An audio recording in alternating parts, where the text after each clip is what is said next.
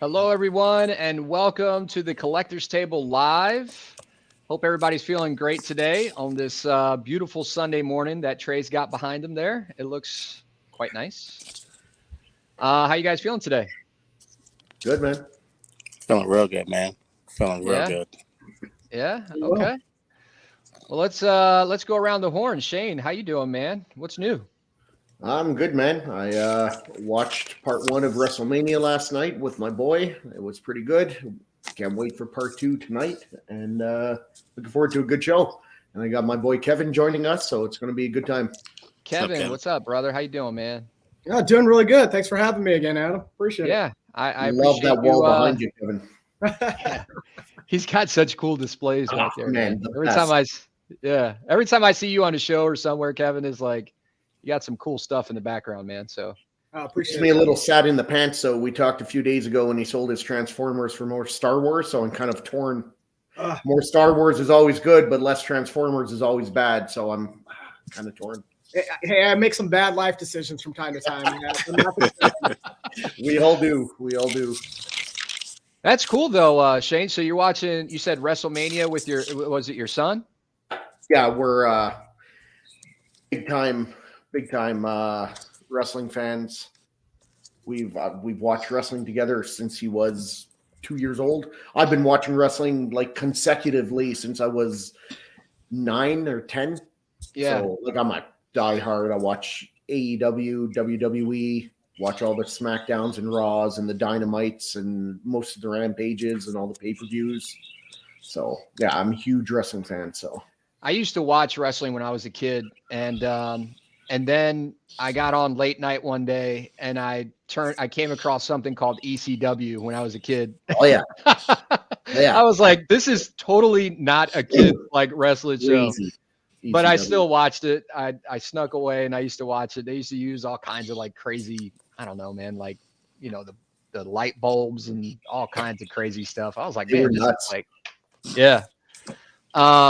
And then I used to like wrestling when Paul Bearer, what's his name? I think it was Paul Bearer used to come Paul out Bearer with the Undertaker and with the the urn. Undertaker, and then he used to stand on the side of the ring and go like this, and get the Undertaker would sit back up, and Yeah. I miss Oh, those days. Undertaker, man, for 30 years he rocked it. Yeah. I don't watch wrestling anymore. Actually, I did go to a wrestling match one time. My buddy, it came to Savannah, and we got a new end market arena. And my buddy's like, "Hey, man, I got some free tickets to a wrestling match." I'm like, "I'm not really into wrestling, but I'll go check it out." Man, it was one of the best shows ever. It was so cool. Mhm. And he got us little box seats, so we were seeing over the ring, but it was close enough that you could see everything. So Rey Mysterio was there. I got Oh, to that's cool. shake his hand after the show. So yeah, some cool Yeah, stuff. I've brought my son to quite a few wrestling events, and I actually bought us tickets. AEW for the first time. It's coming to Alberta, so they're going to do it's a 2-in-1 show. It's a Dynamite and a Rampage because Dynamite's live, but Rampage is pre-recorded. So they'll do the Dynamite first, then film Rampage. So I got us tickets for that in Very nice. July. That's cool. Yeah. Trey, what's going on with you, man? What's new with Oh you? man. Well, sticking with the wrestling thing, my sons have just discovered wrestling and watching a bunch of like past shows, YouTube, Love all the greats. My son this week, my second oldest, got in trouble because somebody kicked his shoe, and then he thought he needed to body slam him, out in on the playground. So of course we had to go to the principal's office and make sure that he understood.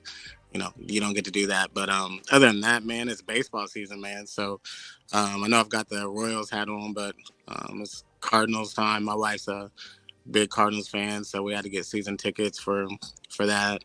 Um, and like after this, I'm going to baseball practices with my sons. So Okay. that's pretty much what we do. It's all sports all year round for us. So I'm I mean, actually just going. devil's advocate. You don't kick another man's shoe. So don't do it. Yeah, kick another man's shoe. I'm Yeah. actually going to my buddy's got so next Sunday, if you guys didn't know, I'm not going to be here. I think Shane's going to be holding it down for me. I got to go to my buddy's bachelor's. We're going to a bachelor's, basically a bachelor's party, and we're going to Atlanta going off what you said, Trey, we're gonna go to a Braves game. I've never been to a Braves game before either. Awesome. So we got pretty good tickets for that, and I'm kind of looking forward to. I guess there's an area called the Battery down in Atlanta, and we're gonna be walking around the Battery. So that'll be pretty cool. That's cool, man. But anyway, Kevin, anything new with you, man? Anything? Any new pieces? What's new with you? Oh, well, you know, Shane was kind of alluding. I mean, with the spring coming around, I'm doing a little spring cleaning. Started looking at the collection, and I've actually invested with a private contractor. Started doing all these built-in shelving units and doing some uplighting, trying to clean up the collection a little bit. Yeah. You know, Shane's roped me in. I'm an X-Men fan, so there's a couple pieces out there. Some independent guys are working on. So I got a Mr. Sinister coming. I think there's a Blob that's about to surface here soon that I'm getting pretty excited about. So yeah, I mean, I'm not 100% Star Wars, and Shane definitely contributes to that love outside of Star Actually Wars. enabling you to do other things. Huh? I live to enable. Exactly. Kevin, what blob did you decide to go with? I'm sorry? What blob are you leaning towards? You know, my verdict is still out. I'm kind of waiting to see, you know, what I believe it's Barry is working on his. So I'll wait and kind of see how that one nets out. But I still kind of like his style. I mean, I love his Mr. Sinister. So I can't wait to see what the blob. I'm so glad I got that. Yeah. I'm with you. Verdict's out. Very nice. Very cool. I kind of been contributing to Trey's enabling too. I think with some Predator stuff. I got him thinking. I think, but we'll see. Yeah, we'll see. We'll see if he actually does anything with that. But it's all good if he does. He's got a lot of cool pieces coming out for LBS, and we'll talk a little bit about that. But hey, yeah, Dwayne said Dwayne Davis said he lives by the Battery, man. So he said it's a great time around there. So. Oh, nice. Yeah. I didn't know you were that close to me, Dwayne. Cool. Well, let's speaking of the chat, let's go ahead and say what's up to the chat. Let's get a little bit touch higher here with the music and greet everybody. And Edwin, thanks for joining, man. Thanks for coming out. Man. Dennis Perez, always nice to see you, man. Anthony Kennedy, nice to see you again, man. What's up, Anthony? What else we got in here? Dwayne Davis, we were just talking about him. What's going on, Dwayne? Late Night Trip, thanks for joining. Nice to see a lot of the same faces again. I appreciate you guys coming back. Mitchell, what's happening? What's up, My Mitchell? man. Best thumbnail. Late Night Trip. Who else we got in here? Alan, what's up, man? You should be. I just sold my my Mr. Freeze to Alan. Real nice guy. So it should be on his way. He should be getting it, I think, Tuesday or something like that. He asked me a little while ago when I posted it on the show. I think it was like last weekend or the weekend before, and I kind of gave him first dibs. So good stuff. Appreciate that, Alan. Michael Black, yo. Hope everybody's doing good. We are. Thanks for joining, man. Slipper, what's up, guys? What else we got in here? There's a wrestling show pretty much every day of the week. Is that true? Are wrestling shows always on? Well, I mean, it all depends. If you're also watching some of the other wrestling, they have. Of course, I can't think of any of them on the spot. There's a bunch of other promotions, the smaller ones, which I do watch every now and then, but I'm not a huge fan into them. It's mostly WWE, AEW. But there's probably about 4 or 5 other ones that have shows, or you can watch them on YouTube. Yeah. Wrestling podcasts where legends shoot on old behind the scenes stories are amazing. Yeah, I love cool. watching shit like that. That's cool. What's up, Rashid? Who else we got in here? Sonny, what's going on, man? Thanks for joining the show. Ledge, what's going on? Did I miss anybody? Let's see. Just saying hi to everybody.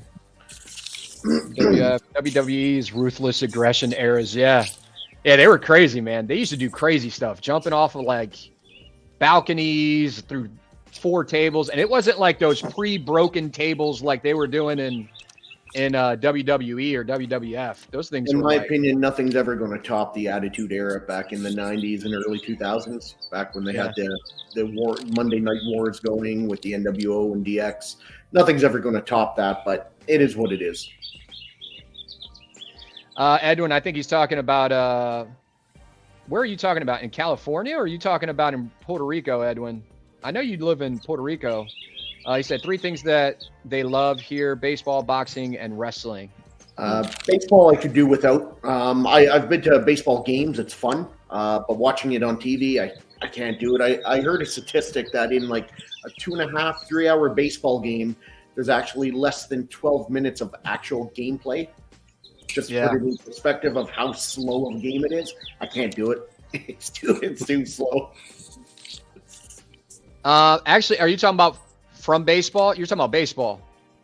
Yeah, I'm talking about baseball. They just changed that. I think they changed the times. I think I saw something in the news. I don't watch baseball, but I thought that they changed something for the pitchers that they got before where they weren't timed. And somebody correct me if I'm wrong because I don't watch baseball. But now the pitchers have a time clock basically, and you have to hurry up and pitch the ball, or else you get some kind of you get some kind of penalty or something. Okay. So the game's ball. Oh, does he? Okay. So like they're gonna speed up because of the same exact reason you were talking about. They're trying to speed up the time frame of the games because they just go for so long. And I think fans were kind of like complaining about it. Michael Black, thanks for coming, man. Super excited to see Art's review for LBS Iron Man. Looks great in the pics. Yeah, I think he's just waiting for them to say that he's allowed to do the review, right? I think so. I think you'd assume, otherwise he would have put that shit out right away. He's probably already got it recorded. All he needs to do is post it. It's already done. It was done last month, I believe. Okay. Walton, tell him it's time to start transitioning to third, specifically LBS. All right, so I appreciate everybody kind of joining in. Rashid, anybody else I missed? I'm sorry. We'll kind of just keep going through the chat. What's up, Chris? How you doing? But what do we got as far as topics, Trey? Oh, let's go right off of what Walton just said. So what do you guys think? Have you guys seen an uptick in 1/3 scale statues as far as people wanting to add them to their collection? I know quite a few custom groups have also started, offering 1/3 or 1/3 and 1/4, things of that nature. But what are you guys seeing? Do you think that 1/3 is getting more popular, or is it just it's in the news lately? It's definitely getting more popular. More and more companies, like first PCS started with their 1/3 a while ago. LBS is coming out 1/3. Prime One's always been big in the 1/3, but and even more custom companies, like you said, are starting to do 1/3 or offering it at least in 1/3 or 1/4.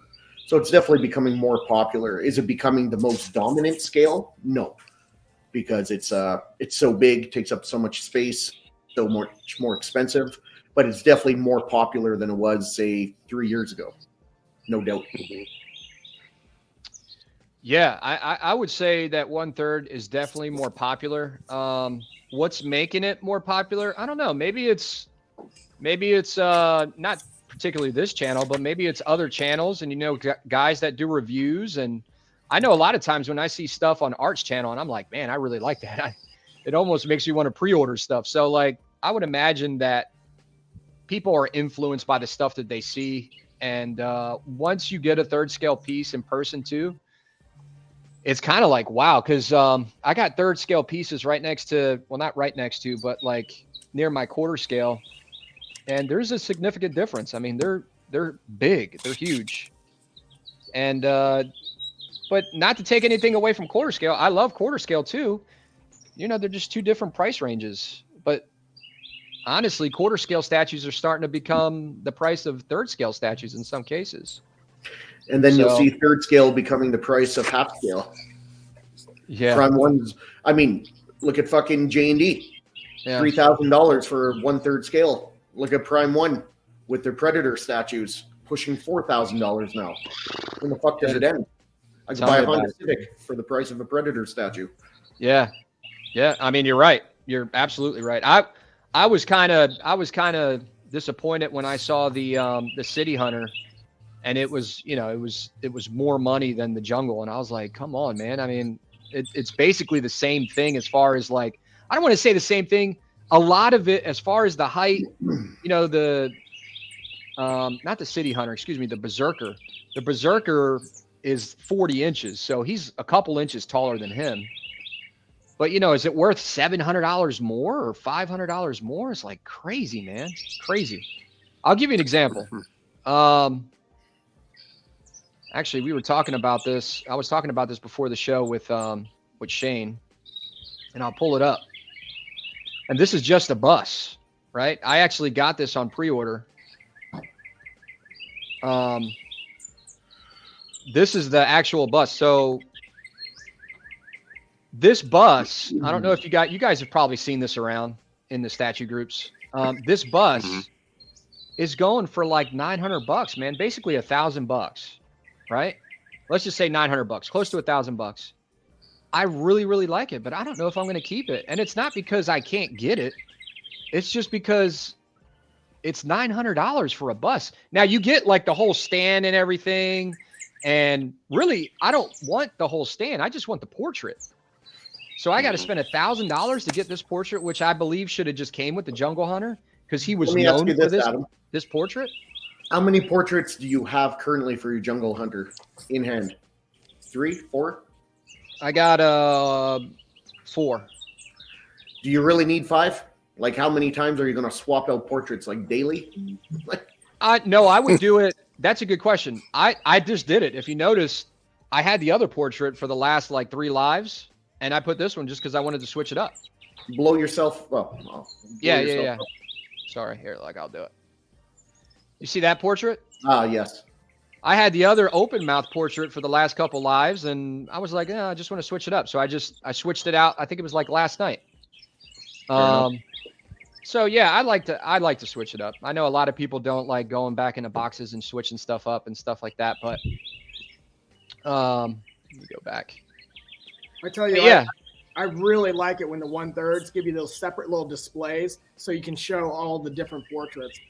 Yeah. They don't do enough of that, and I hate when I put things back in a box. I really do. I agree with that. That's nice. Here, let me show you.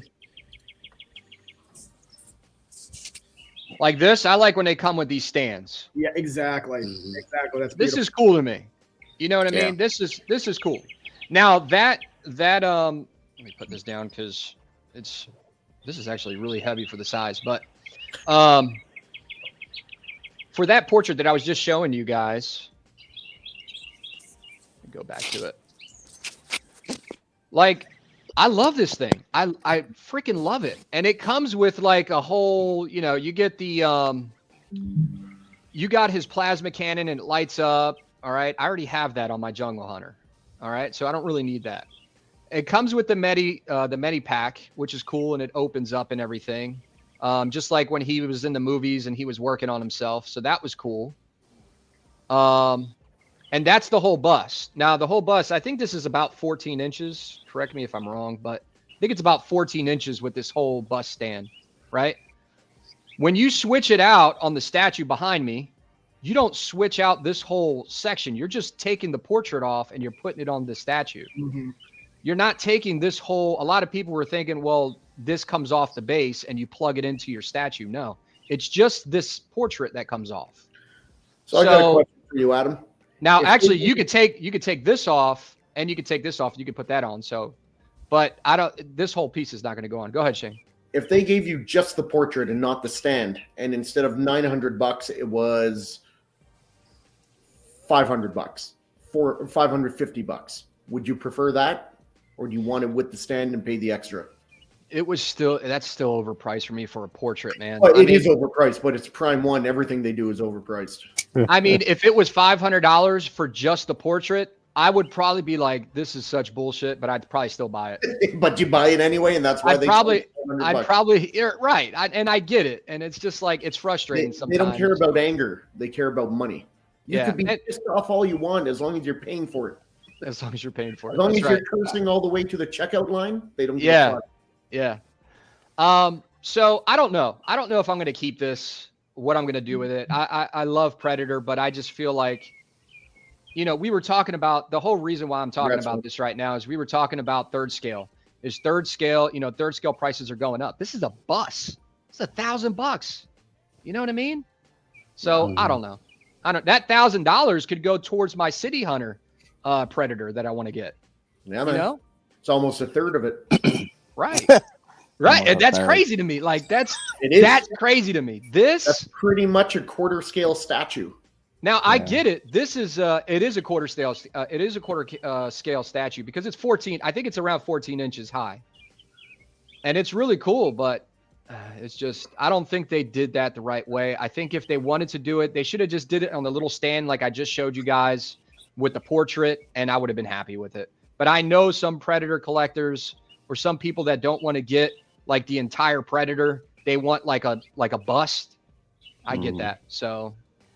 But anyway, I don't know if I'm keeping that or not.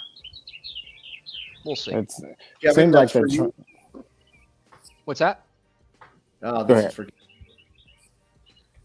it seems like to me for the trend, like Michael Black in the chat, he said he just scooped up his first 1/3 with Prime One Jungle Hunter Predator.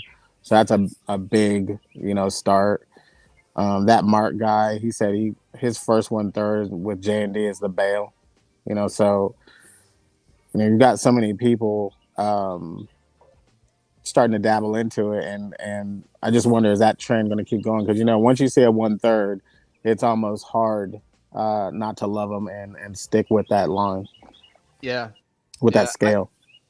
The third, I'm starting, you know, I always said when I started this channel, I said, I don't collect 1/3. I'm only going to stay with quarter.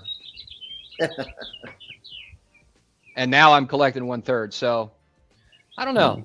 I like 1/3. Now that you go into 1/3 and you're like, man, it's huge. But quarter scale statues are still really nice too. So I can kind of go either way. What about you, Kevin? Do you have any third scale statues that you collect, or like what's predominantly your scale? So I've been collecting a while now, from the early 2000s, and so initially a lot of stuff was 1/4, but then when those Arkham Asylum pieces started coming out from Prime One, I was gobbling those things up. Where now I've kind of scaled a little bit back. I've kind of mixed them.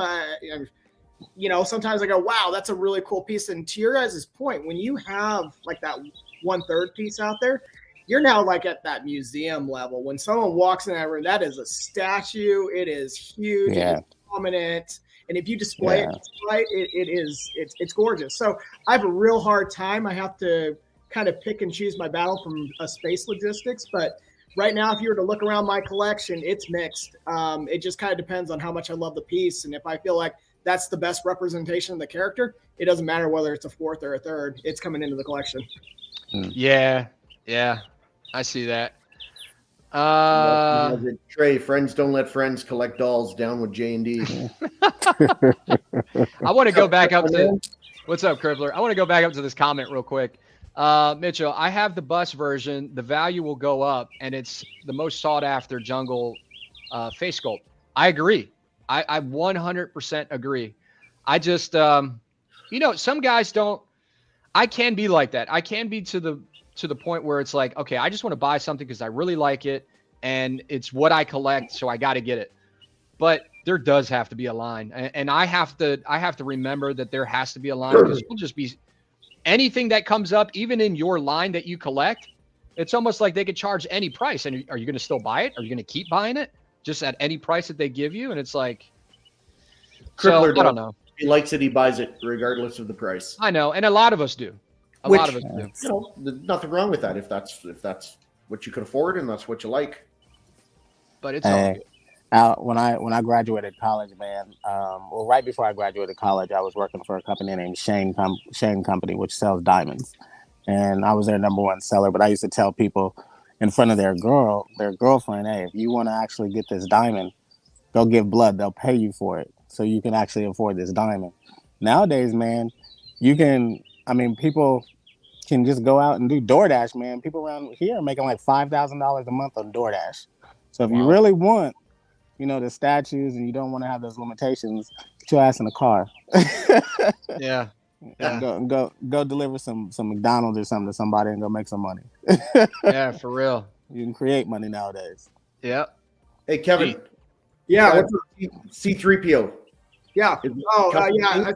I saw Darth Rashid. Yeah, no, neither one of those behind me are the sideshow ones. So R2 is a complete custom build, fully aluminum. I'm part of the Astromech, so that thing's fully operational. I roll them around. I have a good time. And then C3PO is all resin cast off of the New Hope C3PO. And I know a gentleman out in Atlanta who did all the gold casting on that piece. So it's not, I mean, the eyes light up, but that's about it. It's pretty stationary. I can pose them and stuff like that. But that is the two that I've got back there. So.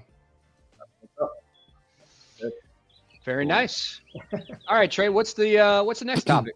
One last thing I wanted to say about that one. Dwayne made a go good ahead. point that a lot of the 1/4 statues that are being produced now are actually closer to the 1/3. So a lot of times people haven't seen the 1/3 in person and don't know how close they're actually getting to, that 1/3 scale anyway. So Dwayne made a good point about that.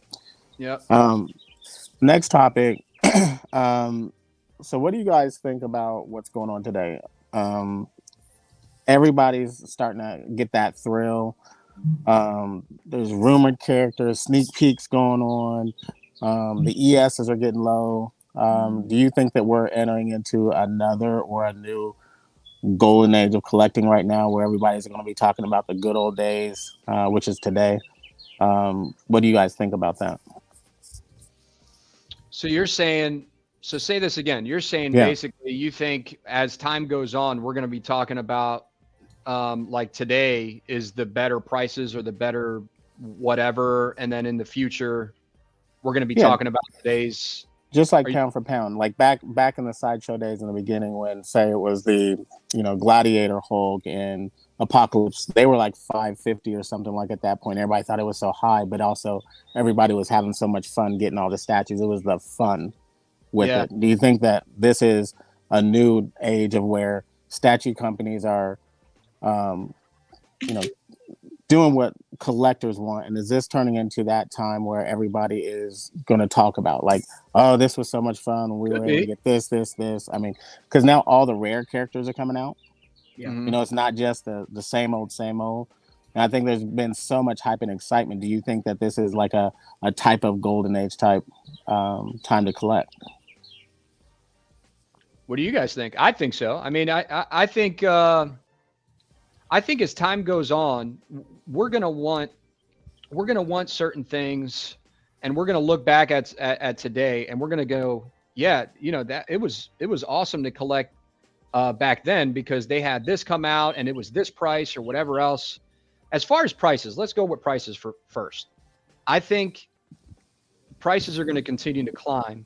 They're not going to, and it is possible that they might go down in the future because maybe it will plateau where collectors are just not buying as much anymore. And maybe the prices will start coming down. And then and then it's the other way around. We're talking about statues that came out today, which we're talking about today's day and age in the future. And we're talking about, statues back then were a lot more money, but everybody started slowing down. So they started lowering statue prices. Do I see that happening? Maybe, but it's more than likely going to just continue to climb. Have you slowed down as far as what you're buying? Have any of you slowed down on the number of pieces you get? I have slowed down a little bit with the number of pieces I'm getting because I changed my direction with the 3rd scale predators. So I have reallocated the money that for the stuff that I was collecting for 1/4 scale, and I'm putting it more towards the 3rd scale line. For specifically the Jungle Hunter Predator, because like Shane said, it's freaking expensive, man. It's a lot of money. You know, for somebody to drop $3,000-$4,000 on a statue is no, I don't care if you got a ton of money. That's still a lot of money to me, at least. Even if I had more money, double the income that I have right now, $4,000 is still a lot of money to me. You know what I mean? So, but what do you guys think? I look at it two ways. In terms of variety, this is definitely the golden age. We have more variety and selection and IPs than ever before because everybody's got a 3D printer. It's great for variety. But that also means the market's oversaturated. And if you go back to the old days, back when I collected Bowens, back in the early 2000s and that, and Sideshow was just coming out, yeah, there was less selection, but pieces meant more. ES was lower. The prices were significantly lower.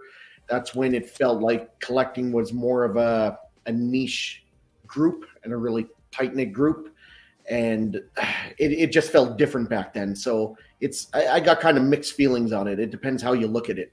But in terms of variety, yeah, you can't match what we have today. But that also has its drawbacks with the prices and the oversaturation. Like, how many fucking Venoms do we have? Oh, they're everywhere, all over the place. There's even Venomized stuff. Everything is Venomized. Which, like I said, on one hand, it's great because you got variety and you can pick the Venom you like, and you got lots of options. Or if you want to collect multiple Venoms, but on the other hand, I don't know. It also takes away, because there are so many Venoms, that it's not necessarily as special. And ESs are so high, so it's not necessarily as special if that's something you care about. Yeah. I'm of two different minds because, as I mentioned, I started collecting in the early days of Sideshow. And to Shane's point, I mean, I remember when the word Grail got thrown out there, when there was the Dr. Doom on Throne premium format, because like no one could get hold of that. That was just, you either got it at that moment or you didn't get him. And now it's kind of like one of those where you're like, oh, I missed Dr. Doom or I missed Magneto. I'll wait a year. Someone else is going to crank something out that's going to be even better. So as a fan, as someone, who like, it was a kid of the 80s and teen of the 90s, I'm like, this is awesome. Like everything I can imagine that I'm passionate about is out there. Now I've got to really kind of set, as to quote Shane, I've got to set some rules here. I've got to figure out what really is coming in my collection. So I think right now it's great. Do I think the market's oversaturated? Sure, a little bit. But as a collector, I'm kind of greedy like that. I'm like, great, I get options. I get a lot of selection and stuff like that. But I'm to the point, and I think a lot of collectors are, is we did kind of like this land grab at the early phases, and now we got all these pieces. So if something new's coming in, something old is going out. Yeah. And no longer necessarily so much of my income that's going toward it. It's I'm selling pieces and then rolling it back into the collection. Yeah, that's a good point. And Alan also makes a good point too. Let me go back. Yeah. Yes. New collectors coming in. This will be the normal, and vet collectors will think it's high, just like grandparents talking about gas prices or anything else. Yeah, that's so true, right? It's kind of like the same thought. Like anything else. Your grandparents talking about, oh, I remember when gas was 20 cents a gallon. And, the lowest gas price I remember as a kid was like, in America, it was probably around like 60 something cents a gallon. You know what I mean? That's maybe it might have been in the 70 cent range. You know what the sad part is with that? And I'm not going to get into the weeds too much with this, but with inflation and the economy, what it's like and how much it costs to live, so many people in their 20s and that can't even afford their own place. They're living with their parents till they're in their 30s or maybe even longer. So if they're trying to get in this hobby and they're going to be dropping this kind of money on statues, maybe they should be dropping that money on, getting a fucking house or something like that. Like, this is the norm. I get it, but it's also not good for people who are established and could afford it. That's one thing, but it's really going to take a toll on people. And ultimately that's their responsibility to deal with anyway. But it's just crazy. Like, there's more to it in a bigger picture. Walton, they first lower the ES. Then if people continue to slow down, they'll have to start lowering the price. Exactly. I mean, exactly. That's why they're lowering the ES is a good thing, because now they don't have to store as many, right? So this is what I was talking about. I've said it many times before.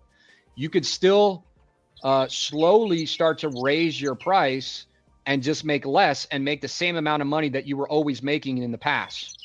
And it's actually less headache for you because you don't have to deal with as many customers having returns, complaints about things, breakages. So it's like a win-win for them, right? But if we start slowing down and not buying as many statues, then that's when it becomes a problem. And then that's when they're going to have to start coming down, hey guys, no one's buying shit anymore. Even with 100 out, the ES is 100 and no one's buying anything. So yeah, it's going to be interesting to see what the future brings for us for sure. It's all about supply and demand. Yeah. I think Chris makes a good point in the chat here. He mentions that it's basically kind of a buyer's market right now. It's not much of a seller. And I can tell you right now, I've been putting prices out there to sell, to move my stuff. I'm like, I need the space. So yeah, I've got a couple things that are at the 1/3 scale.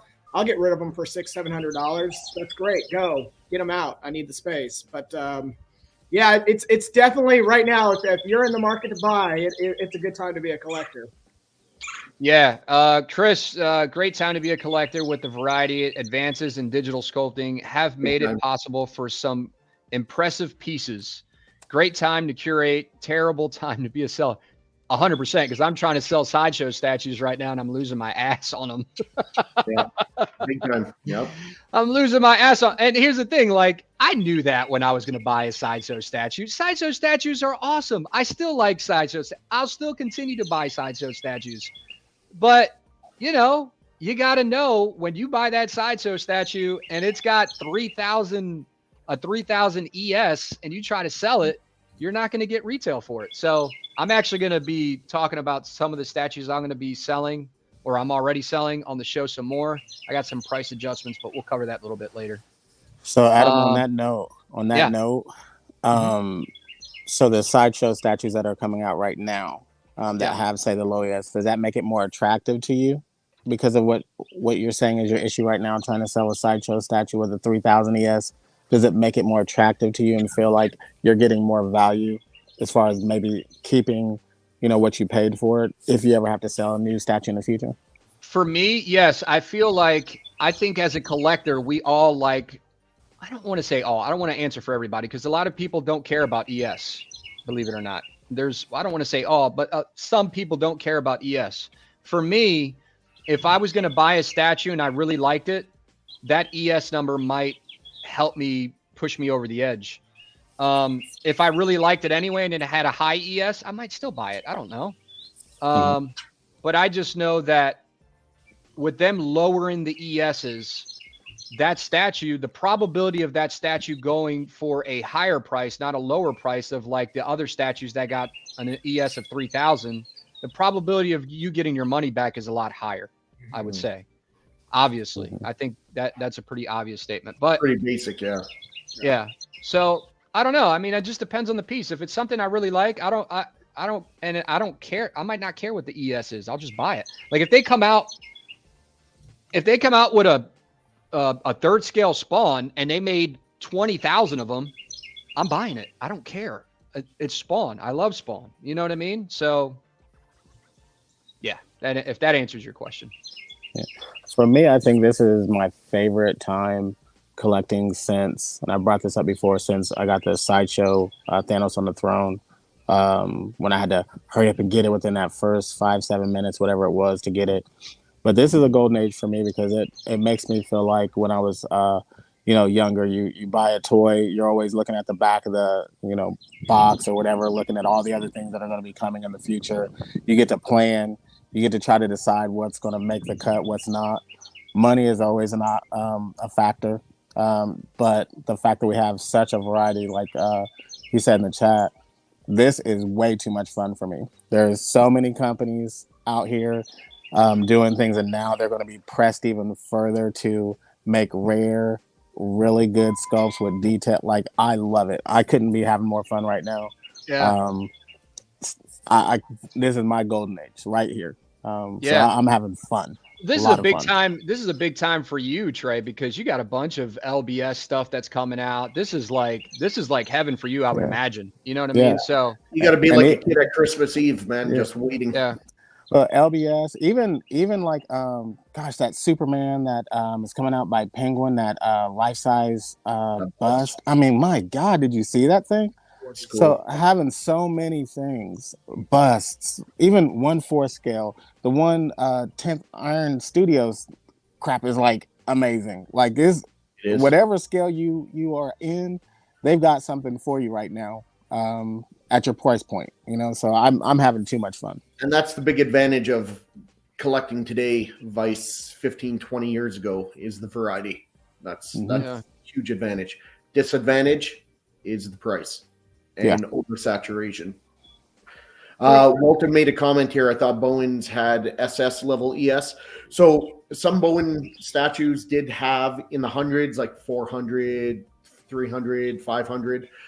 Some had 1,500 or even up to 3,000. You're right, but they don't have, and that wasn't all of them, and they didn't have 10,000 or something crazy like that. Yeah, about ES. I like what Crippler said. In the future, we'll look. I think he meant to say, in the future we will look back and say, remember the humans sculpted our pieces. Now it's all AI driven. Well, that's what I love about the Bowens, right? It was all hand done. Like there were no 3D printers back then doing it. It's great. I love it. Yeah. Love my Bowens. I was going to jump in real quick on a comment that Trey made, and I want to get your guys' take on something. So, edition size, of course, that's a big deal for some collectors. And recently, maybe a few weeks back, Sideshow had their Poison Ivy that they all of a sudden just go, that premium formula, and they go, all right, we're sold out. No edition size was set, but they go, we're going to cut the line. It's sold out. Blah, blah. What do you guys think of that? Does that, to me, I was like, part of me as a marketer, I was going, oh my God, that's brilliant, because now people are going to be anxious when the next piece comes out. Should I pre-order it right away? I can't sit around and wait. So I'm just kind of curious, as you guys as collectors and stuff like that, was that a good tactic? Was that a little unethical? Where do you guys see that one falling? I'll be honest with you, Kevin. And I see where you're coming from. To me, it's kind of like, come on, man. You gotta, we're collectors. You gotta put out that ES. It was dirty. If you're gonna, okay, so like if you put out something, and I know a lot of times they put out stuff and the ES hasn't come out yet, but it usually doesn't sell out yet either. But if you know it's going to be a low ES, and you don't tell us what the ES is, and you don't give collectors an appropriate amount of time to kind of respond or get their funds together, because this shit ain't cheap. Yeah. So yeah, I think that should be, if it's a low ES, you should probably come out and let the collectors know, hey guys, this is what we got going on. This is the edition size. So get ready. You know what I mean? For you to just be like, that's it. All right. Whoever got it, got it. If you didn't, sucks for you. Maybe they weren't planning it that way. Maybe they just did that and they weren't planning on it to sell out so quick because of other things. But if they knew that, and they knew that piece was going to come out good, because it did come out good. Yep. Yeah. You got to put that ES out. I agree with Adam. What I would like to see statue companies do is come out and say, here's this piece coming out. It goes for pre-order May 1st. It's going to be a maximum edition size of whatever, 800, for example, hypothetically. And here's a PO. We're going to close the PO on, it starts May 1st. We're going to close it on, let's say, May 20th, whatever the date is. They give you 2, 3, 4 weeks. And if we only sell 350, then the ES is 350. Yeah. But it's a maximum of, say, 800 or 500 or 400 or whatever. Yeah. And that way people know what the ES is, and it's up to them if they want a chance or if they want to get it or not. Because if they don't get it, they're not going to have one. They're going to have to pay aftermarket price for it. That's what I would like to see. To me, that's the perfect solution. Michael Black, selling has been tough. It's hard to draw the line, but with rules have helped me with what I actually want to get into the collection. Again, this goes back to what Kevin was talking about. If he's trying to collect a certain line and he's not focused on all this other shit, and he's like, man, I really want this Poison Ivy statue or Penguin statue, whatever it is, and it sells out, and he had no idea, he didn't have time to plan, because that, let me tell you, that Poison Ivy and the Penguin, or I think it was the Poison Ivy. The Poison Ivy sold out quick. Yeah. Oh, yeah. Super quick. I mean, it was just gone. So yeah, it kind of sucks. Now, on the other hand, slowing down, need to finish a custom TMT set for Splinter, some main Spidey villains. No, that's not the one I was talking about. This one. Was it this one? This one. This is the one I was segueing into this. I don't care about the low ES, but it feels cool having something everyone and their brother cannot own. It's kind of screwed up, but it is kind of cool at the same time, right? It's like, I want you guys to have what I have, but I also like not everybody having it, because that's what makes it more of a collectible to me. Now, I'm not going to go into this whole debate of what's a collectible and what's not. If you want to know, I think by definition, what a collectible is, by definition, it is something that's highly sought after that people want to own, that has an edition size, basically, or a limited run of something. I think that's what I looked up. Right. So I'm not going to go into what's a collectible and what's not. But yeah, I think it would be cool to have. How cool would it be to like have, like, let me ask you this, Kevin. What is like your favorite Star Wars piece? Probably my favorite is I have a life-size Fett. So that is one of my crowning pieces. Absolutely love it. How would you feel about that piece if they made a huge edition size of that Like piece? 4,000. Everybody had it. It was all over the market. Oh yeah, I'm completely with you. I get that. I mean, I think as human beings, there's that wanting to be unique. So your question, you want to be unique. I think, Adam, you hit the nail on the head. I feel like as collectors, I know there's a lot of people who are really passionate. You guys to get stuff too. I want everyone to get things. I want us all to have our cool collection. But it's cool to have stuff that other people don't have. I want to have one piece when you come into my house. We're talking about it. Yeah. That's super cool. Kevin's going right there in the corner. He's like, you see that shit right there? Nobody got it. Just me. I want to stay on that for a second. Kevin, what's the ES of that? Or is that a one of a kind because you had it made? That was a one of a kind. So and those. So again, when you do a one of a kind, and then you see like Sideshow comes out with life size ones, you're just kind of like, that's cool, but I guess all right, yeah. So that's fine. Let me ask you this: what did yours cost you, all said and done, roughly? My Fett, since most of the stuff was resin and whatnot, it cost me probably a couple $1,000 and just some time painting it. Okay, so let's say that thing cost you $2,500 all in. All right, yeah. Right? Now, what if a company came out with the exact same thing? Say you didn't own this one, so you could choose. They came out with this exact same statue, the same thing, the resin, the paint, everything's bang on, but it was $1,000. Would you rather pay $1,000, but there's 1,000 of them worldwide, or would you rather pay the $2,500 and you own it and it's very rare? What's more important to you? That's tough. Well, see, this is hard because as like an artist and designer, I'm kind of like I love putting my passion into the piece. Right, I get that. But if I didn't have my artistic ability, if it was just if you were me and completely useless with art. I would probably lean back and go, you know what? I want to be practical with my money, and I will go ahead and get the $1,000 statue just because I want that figure in my collection, and I want to balance out my budget. Make sure I'm being wise with my money. Right. You'd buy two of them, one for your basement, one for your kitchen. Well, one that I wouldn't open. It has to stay in the packaging. All right, Alan. As a collector, lower ES the better. The lower the ES, better for me. However, price and ES need to be on the same page, and low ES won't make me buy a statue, and I might buy the higher. I think you meant to say ES if I really like it. Right, which is kind of what I just talked about with Kevin. Yeah. There you go. I agree. Yeah. I got you, Alan. Lower or higher ES. If I love the piece, I'm buying it regardless. Yeah, and I'm with you, Mitchell. I'm 100% with you, man. But I think a lot of things are, we try to draw like the rules for what we believe, our own rules or whatever. A lot of this stuff is circumstantial, right? It just depends. It depends on a lot of different things. So it depends on the piece, depends on how much you like it, depends on how many they made.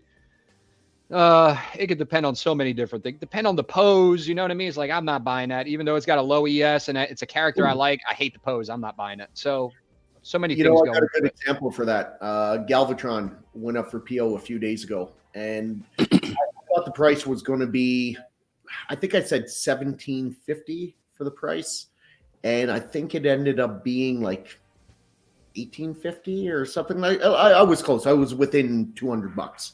So, and I wasn't sure if I was going to get it, and I said to myself, once I saw the ES of 199, I was like, oh, fuck. All right, I'm going to pre-order this because it's going to sell out and it's going to be more on the aftermarket. But if this ES would have been 1,000, I wouldn't have gotten it, and I would have waited down the road for a sale or for someone selling it in a year from now because they need to purge their collection, and I would have saved a few $100. Mm-hmm. So the ES played a factor there. Either way, I was planning on getting it. It's just the ES pushed me into getting it sooner than later because it was going to sell out, in my opinion. Yeah. And obviously, I like that it has a smaller ES. Why wouldn't I? Let me ask you this, since we're talking on the topic of Galvatron. What do you so you did pre-order this, right? I did. You pre-ordered this already. And what's the edition size? 199. What do you love about the statue, and what don't you like about the statue so much? I love that it's a throwback to the G1. I love that he's got the Matrix of Leadership. I love that it's Galvatron, and I love the colors. Hopefully they don't do a dull color, and then I have to pay to get it repainted again. But what I don't love is I don't like what XM does to their portraits on their Transformers. They put a whole bunch of lines. I don't know if you have a close-up of the portrait, but it's supposed to be like a smooth looking portrait, and they do like all those lines and cracks in there. They did it with Megatron. They did it with Starscream. I think it looks stupid. I'm not a fan of it, but it is what it is. And I also don't like, if you go back to some of the other pictures, there's two swap out right arms with the cannon. That one there, his cannon is closed. It's all one solid piece. That's how it's supposed to be. But I like the pose of the other one where he's pointing it forward. That's how I want to display it. But they took some artistic liberties and they made it open up. And that's not what his cannon does. It stays closed. So I like that pose, but I don't like that cannon. I don't like that they did that. I like the cannon. I like the cannon opening up, but again, you know more about Transformers than I do. It's not supposed to open up. It's like a barrel of a gun. When you shoot a bullet down a barrel of a gun, the gun doesn't blossom open at the top. It's just a barrel, and the bullet shoots out. Yeah. The plasma or the ion cannon or whatever the fuck shoots out the laser, it's not supposed to open up like that when it shoots. I get why they did it. It looks cool, but it's not, true to the source material. So I wonder if that's a touchable part, Shane. Maybe you can swap it out for the other. I don't think it is. I think it's one solid arm. Trying to be optimistic here for you, bud. I asked Ang. For some reason, he's not big on answering, or maybe he just doesn't answer me because I own a lot of XMs. Like I counted the other day, I own 21 XM statues. And I know people own a shitload more. It's not a competition, but I own a lot of XM statues, and this guy I don't get a fucking answer from this guy. It's very annoying. I don't get it. XM used to be very good at getting back to the customers, and now it's 50-50 if you get a response. It's very annoying. I like this. I like this statue, though. I like the colors. I want that pose with the closed cannon. Yeah. And then I could even get past the cracked face. But XM likes to modernize everything. And I like modernization. I know you don't. I know you don't like. I like some. Like, I don't want it to look like completely boxy, but there's a way to do it with making it look like. I think Imaginarium Art did an excellent job with their statue line. I think they have the best Transformer statues on the market in terms of aesthetics. They're not near as heavy like some of the pieces, but when you look at like the Soundwave, that Soundwave looks like it came out of the cartoon, yet it's still a little modernized. It doesn't look cartoony. Yeah. Same with their Starscream, same with their Optimus Prime. I think they were the perfect balance of modernizing it just enough, but it's still very true G1. It's not overly modernized like XM does. But XM does a great job, obviously. I mean, I bought it. So, yeah. So I like this about the statue. I know you don't necessarily care for this, Shane. no, those mean nothing to. I know a lot of collectors love them, and that's great. I would never display that with my statues. One, these statues are big enough and they take up enough room, and I got 15 feet of garage shelf here that I'm putting all Decepticons on. So I don't have room to put their other little versions of what they transform into, and I'm not going to put that anywhere else. I have no room in my display, so I get that people like it, but I'd rather them say, well, the statue is going to be $250 less, and we won't give you this. Great, yeah. You could keep it. That thing's never leaving the box. So, here's a quick question for you guys. That guy Mark, who do you think would make a good third Chrome Mando statue? That's for our Star Wars experts. Is that out of any company, period, or any company that I think that's what he means. Has a Star Wars license. Let's just say, who do you think would make the best third scale Chrome Mando statue? Just anybody. Prime 1. Yeah, I would agree with Shane. Definitely, I would definitely not throw Sideshow out there. I've seen too much Chrome go dull. So, yeah, I do hit and miss. Prime 1. You know, we'll talk about this a little bit more, but you know what I love Star Wars, like probably not as much as some of the people in the chat and you guys, but I really do love Star Wars. And not the only reason, but like one of the reasons I don't collect the statues is because the lightsabers, to me, they don't look like, I don't know, man. I just want it to look more like a lightsaber, but I understand making a lightsaber on a statue is probably difficult. It just looks too plasticky to me for lightsabers. Is that how it looks in real life? I haven't really seen a lightsaber statue, I don't think, in real life. You know what I mean? Well, I could tell you, if you like lightsabers that light up, and like out of my Sith, I'd say half of them light up, half of them don't, just because some companies, XM and that doesn't, and some Sideshow doesn't make them lighting up. They look better painted when they don't light up, but if they're light up, they obviously look great when they are lit up. But when they're not lit up, but they're capable of lighting up, they don't look as good. Yeah. So if that kind of answers your question, they don't look bad, but it looks better when they make it to not light up and they paint it. It looks better. Mm-hmm. Because otherwise it's red, but you could see like the filaments inside when it's not lit up and it's meant to be or capable of. Dwayne Davis makes a really good point. He's talking about when you're POing something, I think he's talking about the ES. Are you talking about like include a PO counter as well? Is that like when you're talking about as people pre-order, you could see how many people pre-order? How many are left?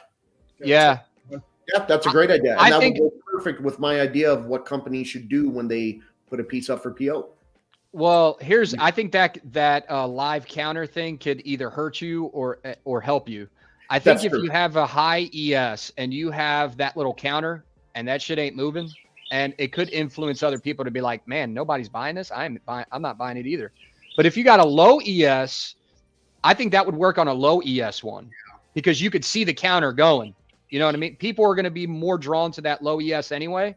So with the low ES, it kind of gives you more of a heads up.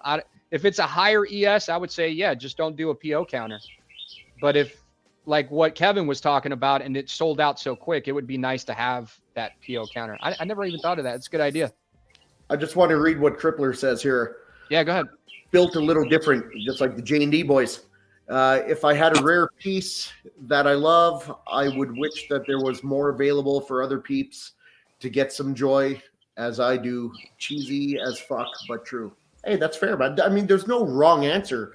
This is all subjective. We're talking about your personal opinion. There's no right or wrong. If someone goes, they shouldn't have made 1,000 ES, that's bullshit. And someone goes, they should make more of them. There's no right or wrong answer. It's whatever you want. It's completely subjective.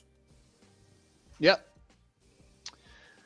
Let's see what some of the chat is saying. Where did I leave off here?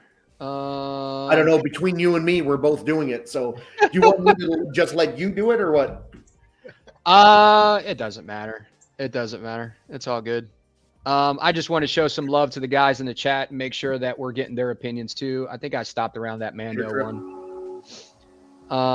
Everyone panic ordered. Yep, here's where we were kind of around. Michael Black, I'm a fan of the XM.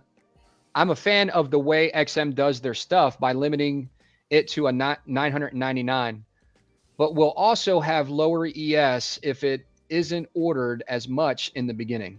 No, am I wrong? Will it also have a lower ES? Over that 1,000 ES? Yeah. They've gone over that. I didn't think that was an actual hard rule. I just thought that was for the most part. They've gone over the 1,000 ES. Yeah, I was getting ready to say they have. I've seen them go over it before. Yeah. So, but at least you'll know it'll be maxed out or something. Okay. We already talked about that. Gotham Cinnabites, what's up, man? Hey, everyone. I keep forgetting about the noontime show. It's all good. I actually, just so you guys know, when I do these, when I actually do the thumbnail, it's usually on the day of the show. And I actually Shane has jumped on me about getting the thumbnail out earlier, and he's right. Adam gives it to me like an hour before the show. He's like, hey, can you get this out? I'm like, hey, sure. I'm like, Shane, put this out everywhere. What are you doing? He's like, bro, you just gave it to me. But yeah, it's only because of my busy schedule, and it's hard. Like yesterday, I did a show with Trey, and we got this new segment called the Geek Report, which is like breaking news as it comes out. And as soon as we get a free moment, we try to get online and tell you guys, if you guys are busy or wrapped up and you're not scrolling on Facebook, if you're kind of just at work or driving, we try to give you the skinny on what's kind of going on in the statue community. So, I'm going to try to get better with it for sure. But it's not your fault, Gotham. It's definitely not your fault. It's not you, it's me. Mark, what's up, collectors? By the way, thanks again, Kevin, for Prime. Oh, that was your Prime, Mark bot? What? Nice. Yeah, I sold Prime my original. I said Prime. I sold Mark my original Prime from Sideshow, the 1/4, the 1/3 one. So that hey, it went to a good home apparently. So I'm always happy to see that.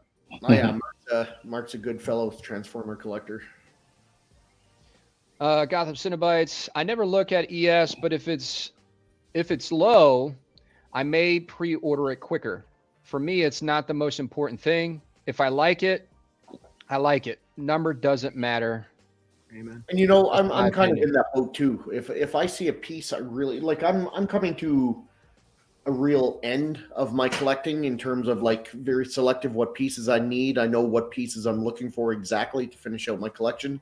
So if they come out with that piece and they make an ES of 5,000, I'd prefer they didn't. One, I would hope the price is going to be a little bit fucking lower because of it, but I'm still going to buy it because that's the piece I need to finish out my collection. Yeah. But I prefer a smaller ES. Sure. I look at ES as like just, I guess, icing on the cake. Like, so for an example, the LBS Thanos that's coming out, I don't care if they make 5 million of them. Like, I need that piece in my collection. That's that. If it's a low ES, great. Icing on the cake. But there's certain ones I'm getting no matter what happens. I do not care. Unless the price is too high. But I do not care other than that. Yeah, I could see that. Walton, so Shane will buy robots that are easily a third, but won't buy third X-Men. ET2, what's he trying to say there? ET2 Brutus? Yeah. I think he's basically calling me a hypocrite. Yeah, at 2 Brutus. And you know what, Walton? You're right and go for yourself. Crippler collecting is Transformers are 30 feet tall. It's different. Collecting is such a niche that even a higher ES is rare to peeps that come over. Yeah. Well, yeah. I mean, if you look at the totality of everyone, 7.5 billion people in the world, and we probably have about 20,000 nerds that collect these statues worldwide. Yeah. It's pretty small. It's so cool to actually have somebody come over to your house and they're just like, yeah, man. I was like, hey, yeah, just come on over here. Yeah, what's cool? And they look around, they're like, oh my God, this shit is so cool. Like, yeah, I love hearing that. just to get back to Walton's point about the Transformers with 1/3. So yeah, the majority of my Transformers are about 27, 28, 29 to 30 inches, give or take. That Galvatron is going to be 29 inches, but I have 1/4 scales. My custom Red Hulk is 32 inches tall.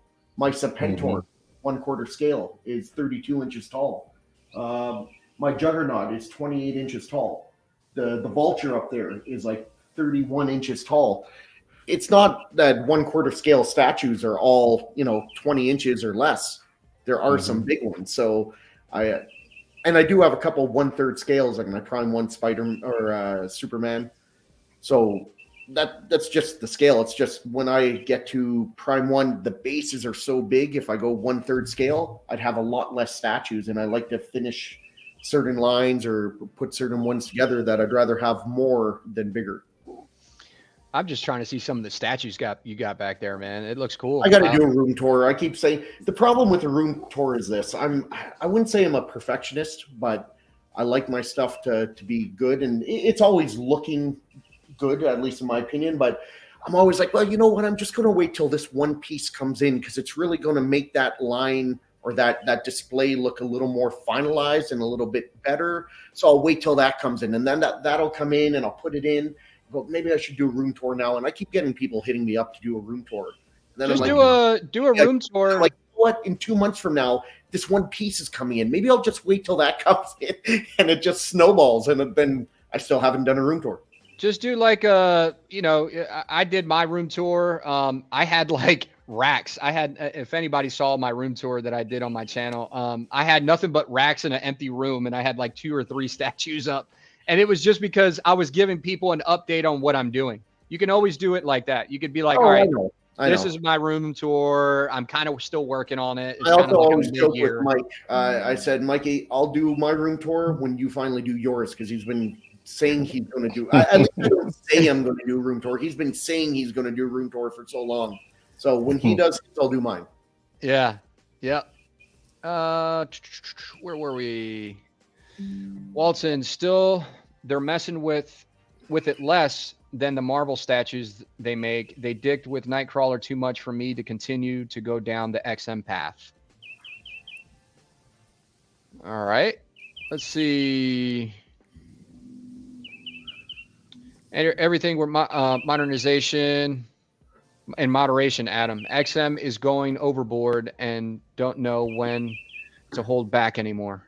And I agree with that. I've always said the 2 biggest drawbacks to XM, in my opinion, are the over modernization of certain characters and their dull and drab paint that they put. They make these nice comic book characters, beautiful sculpts, and it's just dull fucking paint, man. It's like, what are you doing? And then I got to pay and get them repainted, and then they look fantastic, and they're some of my favorite pieces in my collection. Walton is really telling us how he feels today. He always does. I love it. Is dead. Bastard, and I love it. What do you guys think about that? Disney Star Wars is dead to me. It's definitely not dead to me, but I'm definitely not happy with it. And I'm pretty sure I speak for every true Star Wars fan. Yeah, I agree with that sentiment. Someone who read all the expanded universe novels and everything, I cringed the direction that they've been running. A lot of this going, there's such good materials out there. I wish they would have leveraged just some of it. Where's the old Republic? Yeah. Right? Where's Darth Krayt and the Rule of One? Amen. Amen. Shane, you got a question right there? Oh, Gene. Did you hear anything about the PO for the... So these fucking bastards, they've been ghosting me for months. I keep asking them questions because I got a few Azersi pieces on PO. And they did say that they were taking... it was going to be a little delayed because originally they were going to do the Shockwave reveal in early 2023, like January.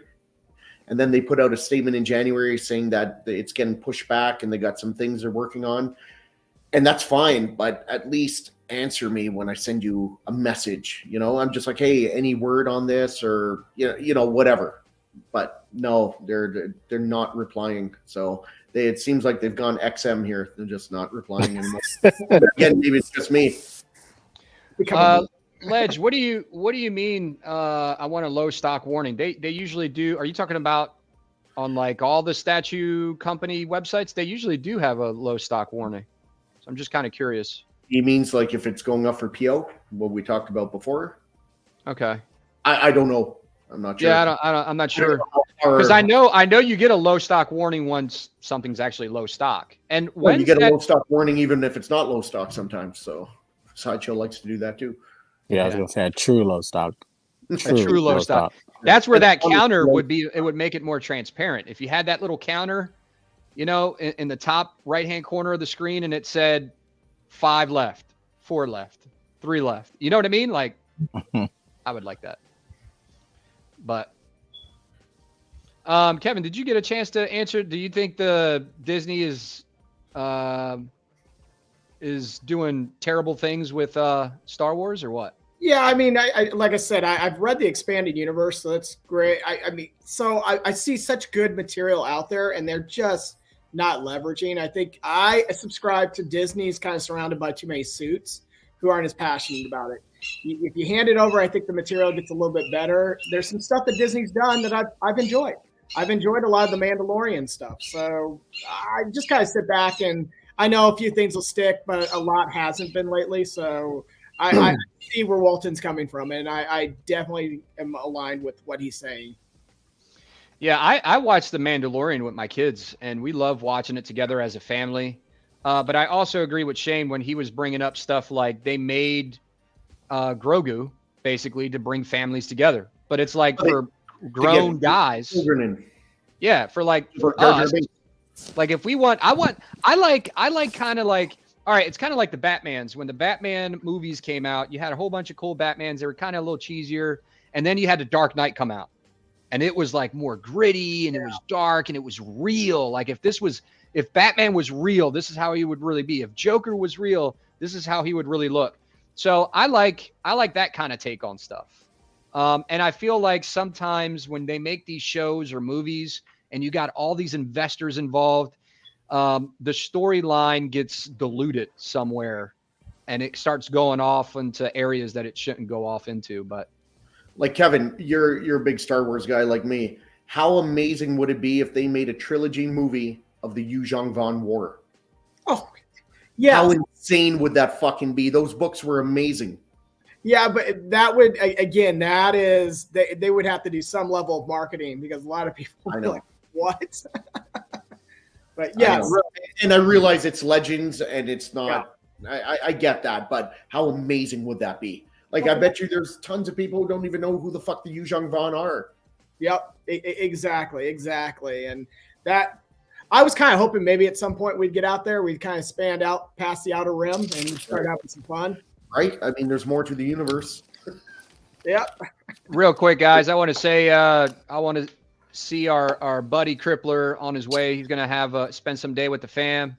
Crippler, thanks for stopping in, man. If you guys haven't seen Crippler's new show, I think it's going to be on Wednesdays. It's called Constructive. I think it's called Constructive Outrage.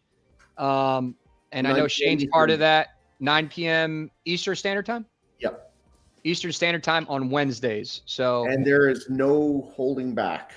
Yeah, there's no. It's not like this. And we always say, if you get offended, that's too fucking bad. Don't show up to the show then. Yeah. You're a snowflake. Don't show up. There's a reason why it's called Constructive Outrage. So yeah, but it's a lot of fun. Really good guys, and still hit all the topics of collecting and this and that, and then we just have a lot of fun doing really stupid stuff. And it's great. It's a good time. Yeah, it was a fun show. I loved watching it. Alan, the Ivy and the Joker made me finally jump into the Batman line. I ordered Penguin, and went back and bought Bane and Mr. Freeze. Yep. So he's got the Mr. Freeze I sold him, and then he's getting the Bane, and then he's got the Penguin. So that's cool. And I thought about that too, Alan. I think it would be cool to kind of have all those, like, I guess that's the Rogues Gallery or whatever, to be all together. I think that would be really, really cool. Alan, throw in there if you got the OG Bane or the new Daniel Bell Bane. I'm just curious. Makes no difference. They're both nice. I'm just curious which one you went with. I think he's talking about the Daniel I Bell. would say the Daniel Bell, but you never know. Maybe he likes the OG, the bigger one. Yeah. All right, what else we have here? I love Star Wars 2. I'm waiting on Vader and Luke. Don't make me destroy you on Cloud City scene diorama. Oh, it's a classic scene. I that would be an instant PO for me if I ever came out. Okay, so what scale would you want it in? Life size. For what Kevin, Kevin, what scale would you want it in? That one I would definitely go 1/4 because the majority of my Star Wars statues are 1/4. Now I need some of the big players to start dipping into the 1/3, and I will quickly transition, but it's just not out there yet. If that piece was $2,300, would you still buy it? P.S. because it's Star Wars. And... Okay, so you would still get it. Yep, he'd still buy it. Wait, is my wife watching this? No, I wouldn't. No, that's hell no. As you click order on your screen. Yeah. I my wife knows. She's like, as long as the bills get paid and everything gets paid and you got your allocate, and yeah. But she doesn't ask how much my Predator statues are. Just put it that way. Dang, maybe the pieces I got were low ES then from XF.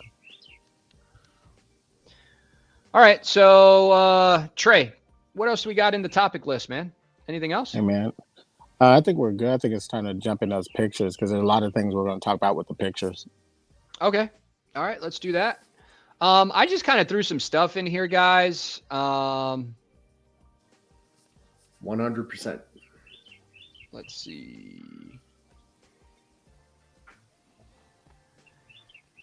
Yeah, Shane, just let me know if anybody's got any questions or anything, and we can read them out.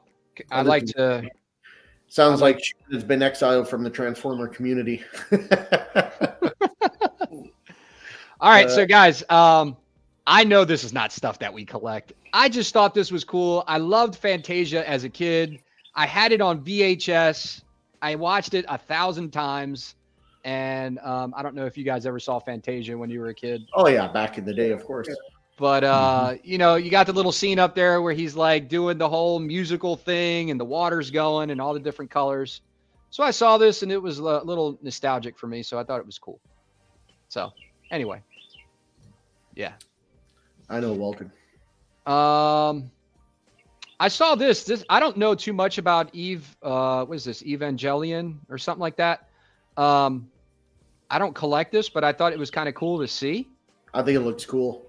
Yeah, I don't. Does anybody in the chat collect anime statues?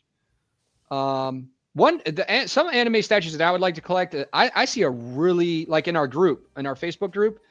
I forget who it was. I don't know if you remember, Shane, but we had somebody show us their whole like Dragon Ball Z collection and added music and did a video. It was really cool. Yeah, I do remember. I'm trying to remember. Do you remember who that was?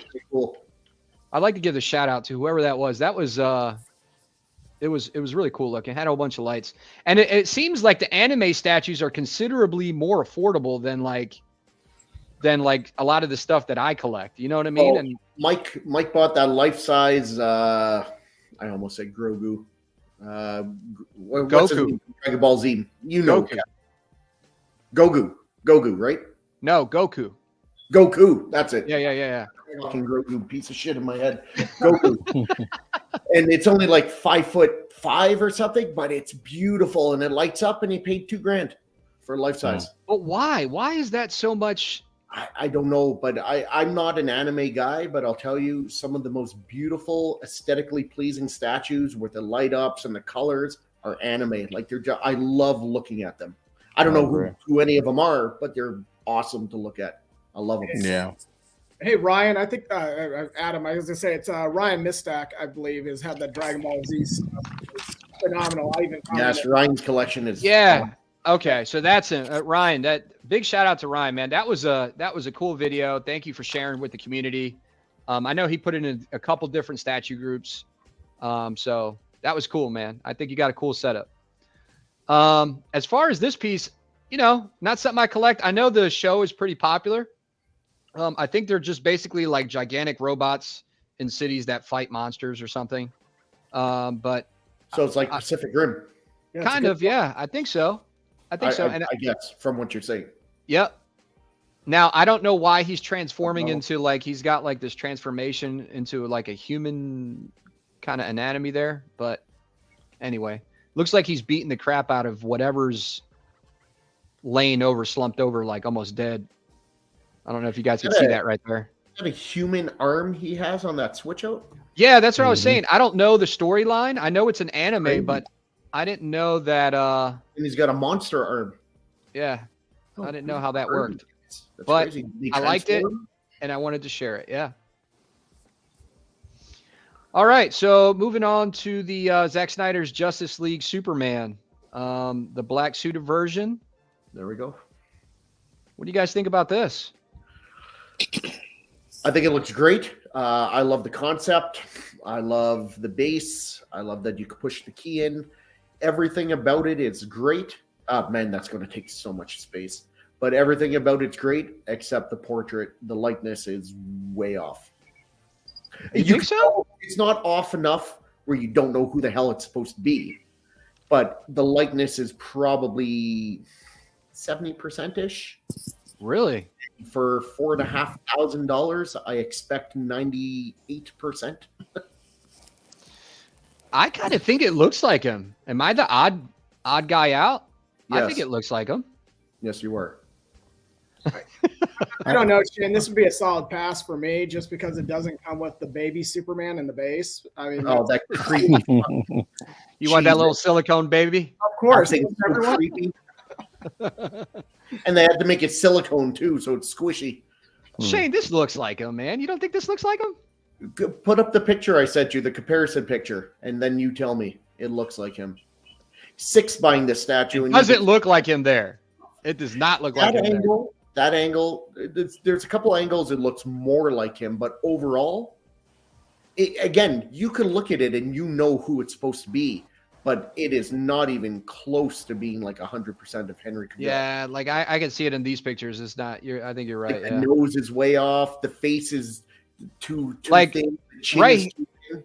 Right here. I don't think it's bad, but then you start getting to like these side profile shots. It's a little. But even that one, but just before. Go back to the red eyes.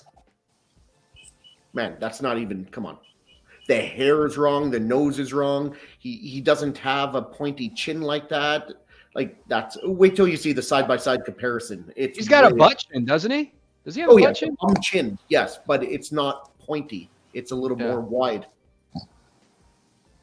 I want to see what you guys think about this in the chat. Let me know in the chat what you guys think about this. Overall, though, I think the piece is great. I love the concept. They need to, they need to tighten it up a bit. Trey, what do you think? I think it looks good. It's not the one that I would get based on this Superman wars that's going on with all these companies, which I love, by the way. That's not the one I would get though. Baby, right on, Edwin. So good. Hey, Jerry, thanks for joining, man. What's up, guys? Jerry. Just remembered you were on. Glad to catch you while at work. Thanks for joining, man. Greatly appreciate you. Slipper and display style plays a huge part in what you choose to buy. Yeah, that's true. Displays, let me tell you, I talk about displays all the time. We buy all these expensive ass statues and then we display them like we put it in a dark corner and we don't put any light on it, or you know what I mean? And then I don't know. I'm a little critical with my displays and I'm still working on my displays. I think we're always working on our displays, but like, I want people to, I think people would keep statues longer if they built a good display to go with their statue. I think people get tired of their statues a lot of times because they're not displaying them properly and they don't realize it. But I don't know. That's just my thought. Ledge says they should make all busts with 2 arms. I don't get the 1 arm bust. I agree. I prefer 2 arms over 1 or none, but it comes down to extra price and extra space. Man, that does not look like him there. Yeah, I know. Have they said anything about the price on this? It's $4,500. So Infinity is making this, right? Not Queen? Yeah. Correct. Queen has that creepy baby in the stomach and no arms. I think Queen's looked better than this one, though, if I had to be honest, guys. Queen's is better. Overall, this one I find is better. Would you say Queen is pretty much known for their busts are pretty much the best busts? That's hard to say because there's a lot of people who like Infinity Studios also. So Okay. I'm not a bus guy. I haven't seen any of them in person. I go by pictures and videos, but I don't know. I mean, Queen's definitely known for that. There's no question. But they're up there in the conversation of being the best. You got 2 arms there. Yeah, and that's what he's saying. He doesn't know why all busts don't have 2 arms. It looks better. And I said space and money. That's true. Yeah. Like, do you know how much space that's going to take? Like, imagine if you just stand like that right now. If you do that with your arms, that's how wide the bust is going to be. Yeah. Yeah. Like that's a lot of space. You're talking easily 50 inches. 50 inches. Yep. Well, I mean, Trey is, but the rest of us aren't as big as Henry. But shoot, for $4,500, that thing better take up a lot of space. Shit. Right? Yeah, that's right. Right. Real fucking laser beams out of his eyes for $4,500. Yeah. Oh, dang. All right. Let's see if we could. Where are we at in the chat? Let's see if we can catch up with the chat a little bit. Do you have that picture to put up while you do that, Adam? The comparison picture? Did you send it? I did. There it is. Like, look how the chin's more narrow. Yeah, it is more narrow. Yeah. It's kind of a fuzzy picture, but yeah. It is, but that's the best I could get. And at that angle, too. Mm-hmm. Yeah, that was a good angle. You got the angle right. Yeah.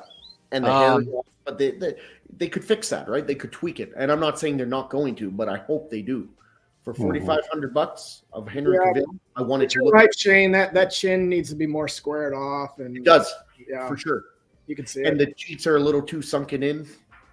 Like his nose is a little bit more pointy. It seems like they gave him a bum nose too, a bum chin and a bum nose. Yeah. Yeah, I don't want this one. I want that other one. That one was in the blue. Oh yeah. Well, for me, it's comic, right? So I'll take the comic today. I don't want any actors in my collection. So I think he only looks really good from the front like that. I think when you start looking at it from the side, it starts looking a little weird. And from far away, I love that. That's cool. Yeah, yeah. This base is cool. Really cool. Yeah, I like that a lot. Yep. I wonder if that pushes in. Like, man, that'd be cool. If it looks like it, right? Is that it right there? Let me see. That would be pretty cool. Yeah, it does. I think that does push in. I think you're right. But to be fair, in that picture, it could be sticking out, but you wouldn't see it because it's all black and shaded. Yep. Very cool. All right, let's see what some of these guys are saying. Where were we? If you had a ton of space, 1/3 are an option, but if you have more limited space, smaller scale is definitely the way. Yeah, sure. That's why I like 1/4. It's, your pieces are 20 to 30 inches tall on average. They're good size. Like, you look at some of these XMs, they're good size. So they're not too small, but you could still display a shitload of them if you have space. If I went to 1/3 scale, man, I would lose about probably 50% of my collection, maybe 40%. Yeah. They're still talking about the low stock stuff. Yes, the low stock warning. What it shows how many are left, so you can kind of judge when you need to buy it. Yeah, that'd be nice. Disney is ruining. Walton's still going in on Disney. Go through you, Daniel. Oh, okay. So he already answered us. The Daniel Belbane. Yep. Once the low stock came for Jungle Hunter at Prime 1, I went ahead and ordered it with Secret Compass. A lot of people kind of sleep on Secret Compass.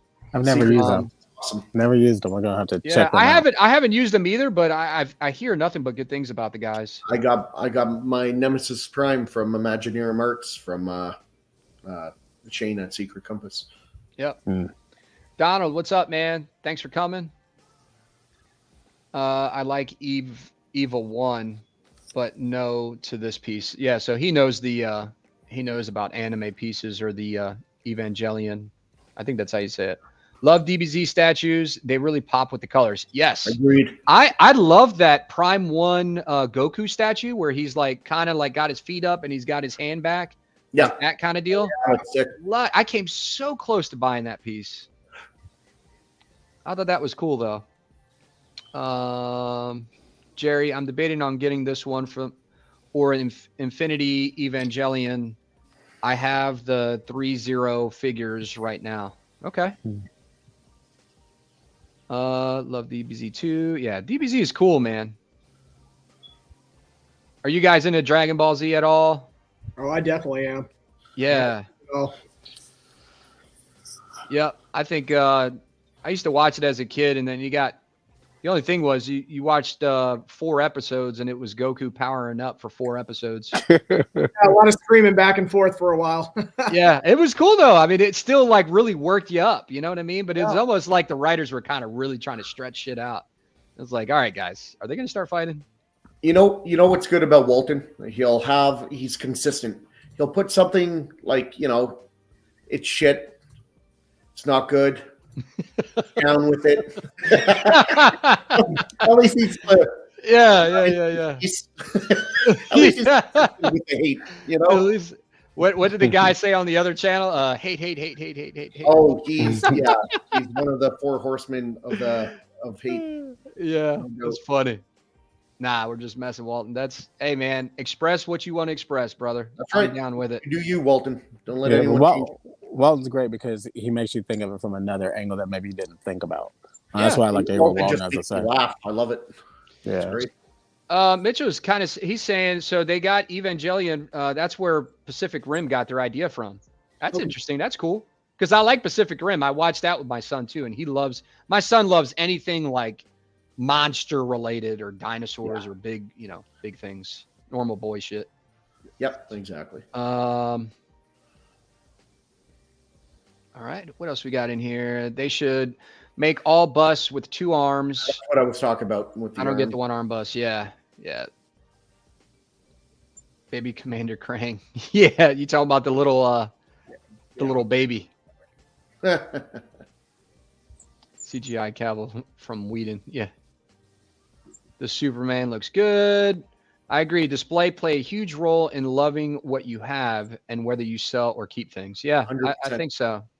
Yeah, because I've had other statues like my Carnage statue. I was like, yeah, this statue's pretty cool. A lot of people are hype about it.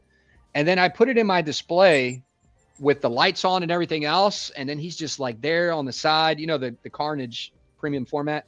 And I'm like, wow, that looks so much cooler. Yep, definitely. I agree. And that's why I also got the Carnage art print from Sideshow coming. That should be coming pretty soon to go with that Carnage. So I don't know if you guys saw that on Sideshow, but it's a nice one. Yeah. Once I changed up the display to accommodate my Azursi C Optimus, it really elevated the piece. Is that how you say that? Azursi? Yeah, I say Azursi. Okay. That's how I say it. Easy Walton down with the Snyderverse. Or the bastard who won't get back to me, whichever one.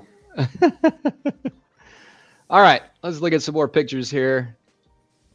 Okay. So tell me about this, Shane. We were talking about this earlier. Tweeterhead came out with a 1/6 scale Joker on Throne in regular exclusive.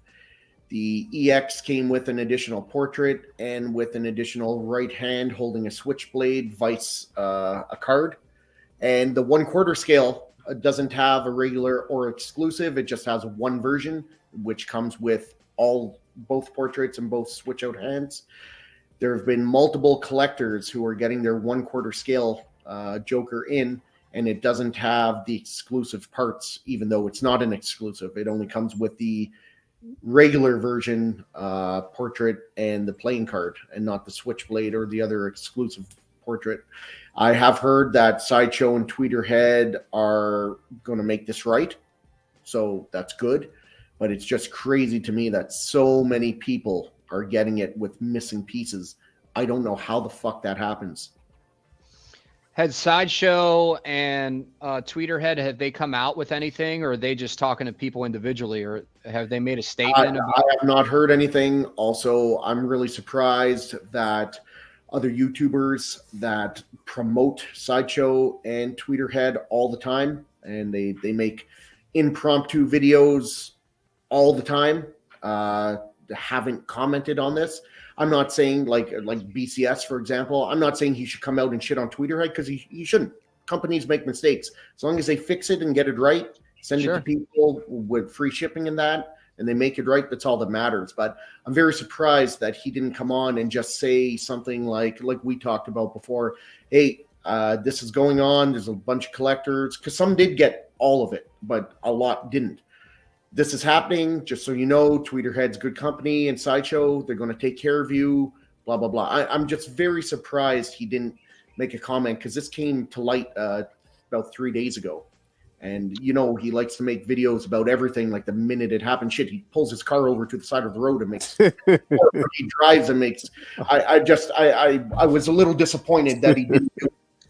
And it is what it is. I don't really care if he does it or not, but it would have also been a good notification to the community, just reassuring them like, hey, this will happen. Yeah. So yeah, you have the quarter scale. You have the quarter scale. I have the quarter scale coming, yeah. Okay. Well, one thing I could tell you about this is I think Tweeterhead and I think Sideshow are amazing companies. I think they're really good companies, and I'm not just saying that because I'm on this channel. I don't get any sponsors or money or anything from anybody. Actually costs money to make this channel. So, but I would tell you, I wouldn't freak out too much about it. For anybody who ordered this piece, if you don't have your extra portrait, which I think it probably sits right up here somewhere or whatever. Yeah, it's top right. Yeah. Okay. So it's supposed to sit right here. You're supposed to get an exclusive portrait. If you didn't get it, I know if you reach out to Sideshow or Tweeterhead, they got really good customer service. I'm sure that they'll go ahead and take care of you guys. Shit happens sometimes. I'm okay with that. I don't want to be okay with it, but like, it's okay. Shit happens sometimes, but there should be. The other thing you don't have to worry about is a lot of people have already reported this problem, so they know it's an issue. So they're not going to think you're like a fucking flankster just trying to get an extra portrait or some bullshit. Like, you don't have to worry about that shit. It's a known issue. I'm sure they'll take care of you. I'm sure they're going to take care of the community. They're both good, really good statue companies. So, but it is something that me and Shane wanted to bring up to the community. So make sure that you guys check your boxes. Obviously, if you order a piece, you're going to be checking for all your, especially exclusive portrait. But like, make sure you got both portraits in there, and make sure all your bonus pieces are in there. So you're not missing anything. And if you are, I'm sure Sideshow or Tweeterhead would take care of you guys. So we got this Superman piece. That one I love. Yeah, I'm right with you, Trey. This is the best Superman bust I've ever seen, but I'm a comic guy. I'm not a movie guy, but I think this looks really good. Where is this based off of? Do you know where it originates from? No. Or is derived from? I don't even know if it does come from somewhere, but it looks badass.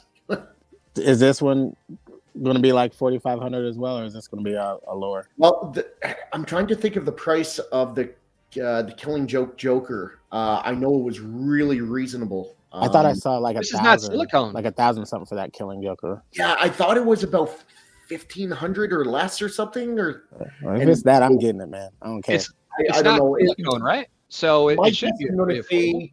I'm going to guess on this. I'm going to say 22 or less, because you got to think prices went up since the Killing Joke came out a year and a half ago. I'll say around $2,000 is what I'll say. And life size. I mean, that's worth it to me, man. Like, I love that thing. Put that beside the like OBS Superman, man. I'm all in for that thing. I tell you, you put this on a single podium and then uplight that thing in any room, that's gonna look awesome. Right. Fucking awesome. Especially if it light up, you turn the lights off and you just have those glowing eyes. Yeah. That's and if they keep it going, if they make a Batman later and stuff like that, man, I love this. Hey, that's a 10. Mark said Jupiter's cock. Where's my Joker for portrait? the- I'll tell you what. I actually listen. I know a lot of people. I want to comment on this for a second. I know a lot of people talk about other channels or whatever else. I don't have a problem with any channels. Actually, I really don't know a lot of the guys. I meet them through Shane and a lot of the other people. And I actually watch Flankster. I was subscribed to him before I even started the channel. But it's just we give a lot of heat to people and other well, not me, but like other people give a lot of heat to other channels. We definitely And do. I like watching Flankster. Is he known for certain things? That's his business. I have no idea, but I know I like watching his content sometimes. He makes everything on a freaking cell phone, and he's got like 40,000 subscribers. That's not why I like him. I just like watching his stuff because he gets so much stuff in. He gets so much stuff in that I want to see the pieces that are coming in that I haven't necessarily seen. So yeah, it's just funny that he's got this. The first time I heard Jupiter's cock, it was just so funny to me when I saw it on one of his videos, and it became like this huge saying in the community now. Now everybody's saying it. So I just And you gotta understand, right? Like with Flankster, no one's making fun of him for him. That's not what this community is about. No, we're making fun of what he said. Jupiter's cock is funny because he's a known scammer and he scammed multiple people multiple times. He's a known scammer in the community. Has he scammed people recently or lately? I don't know. From what I hear, no. But years ago, he has scammed lots of people, and he did it multiple times.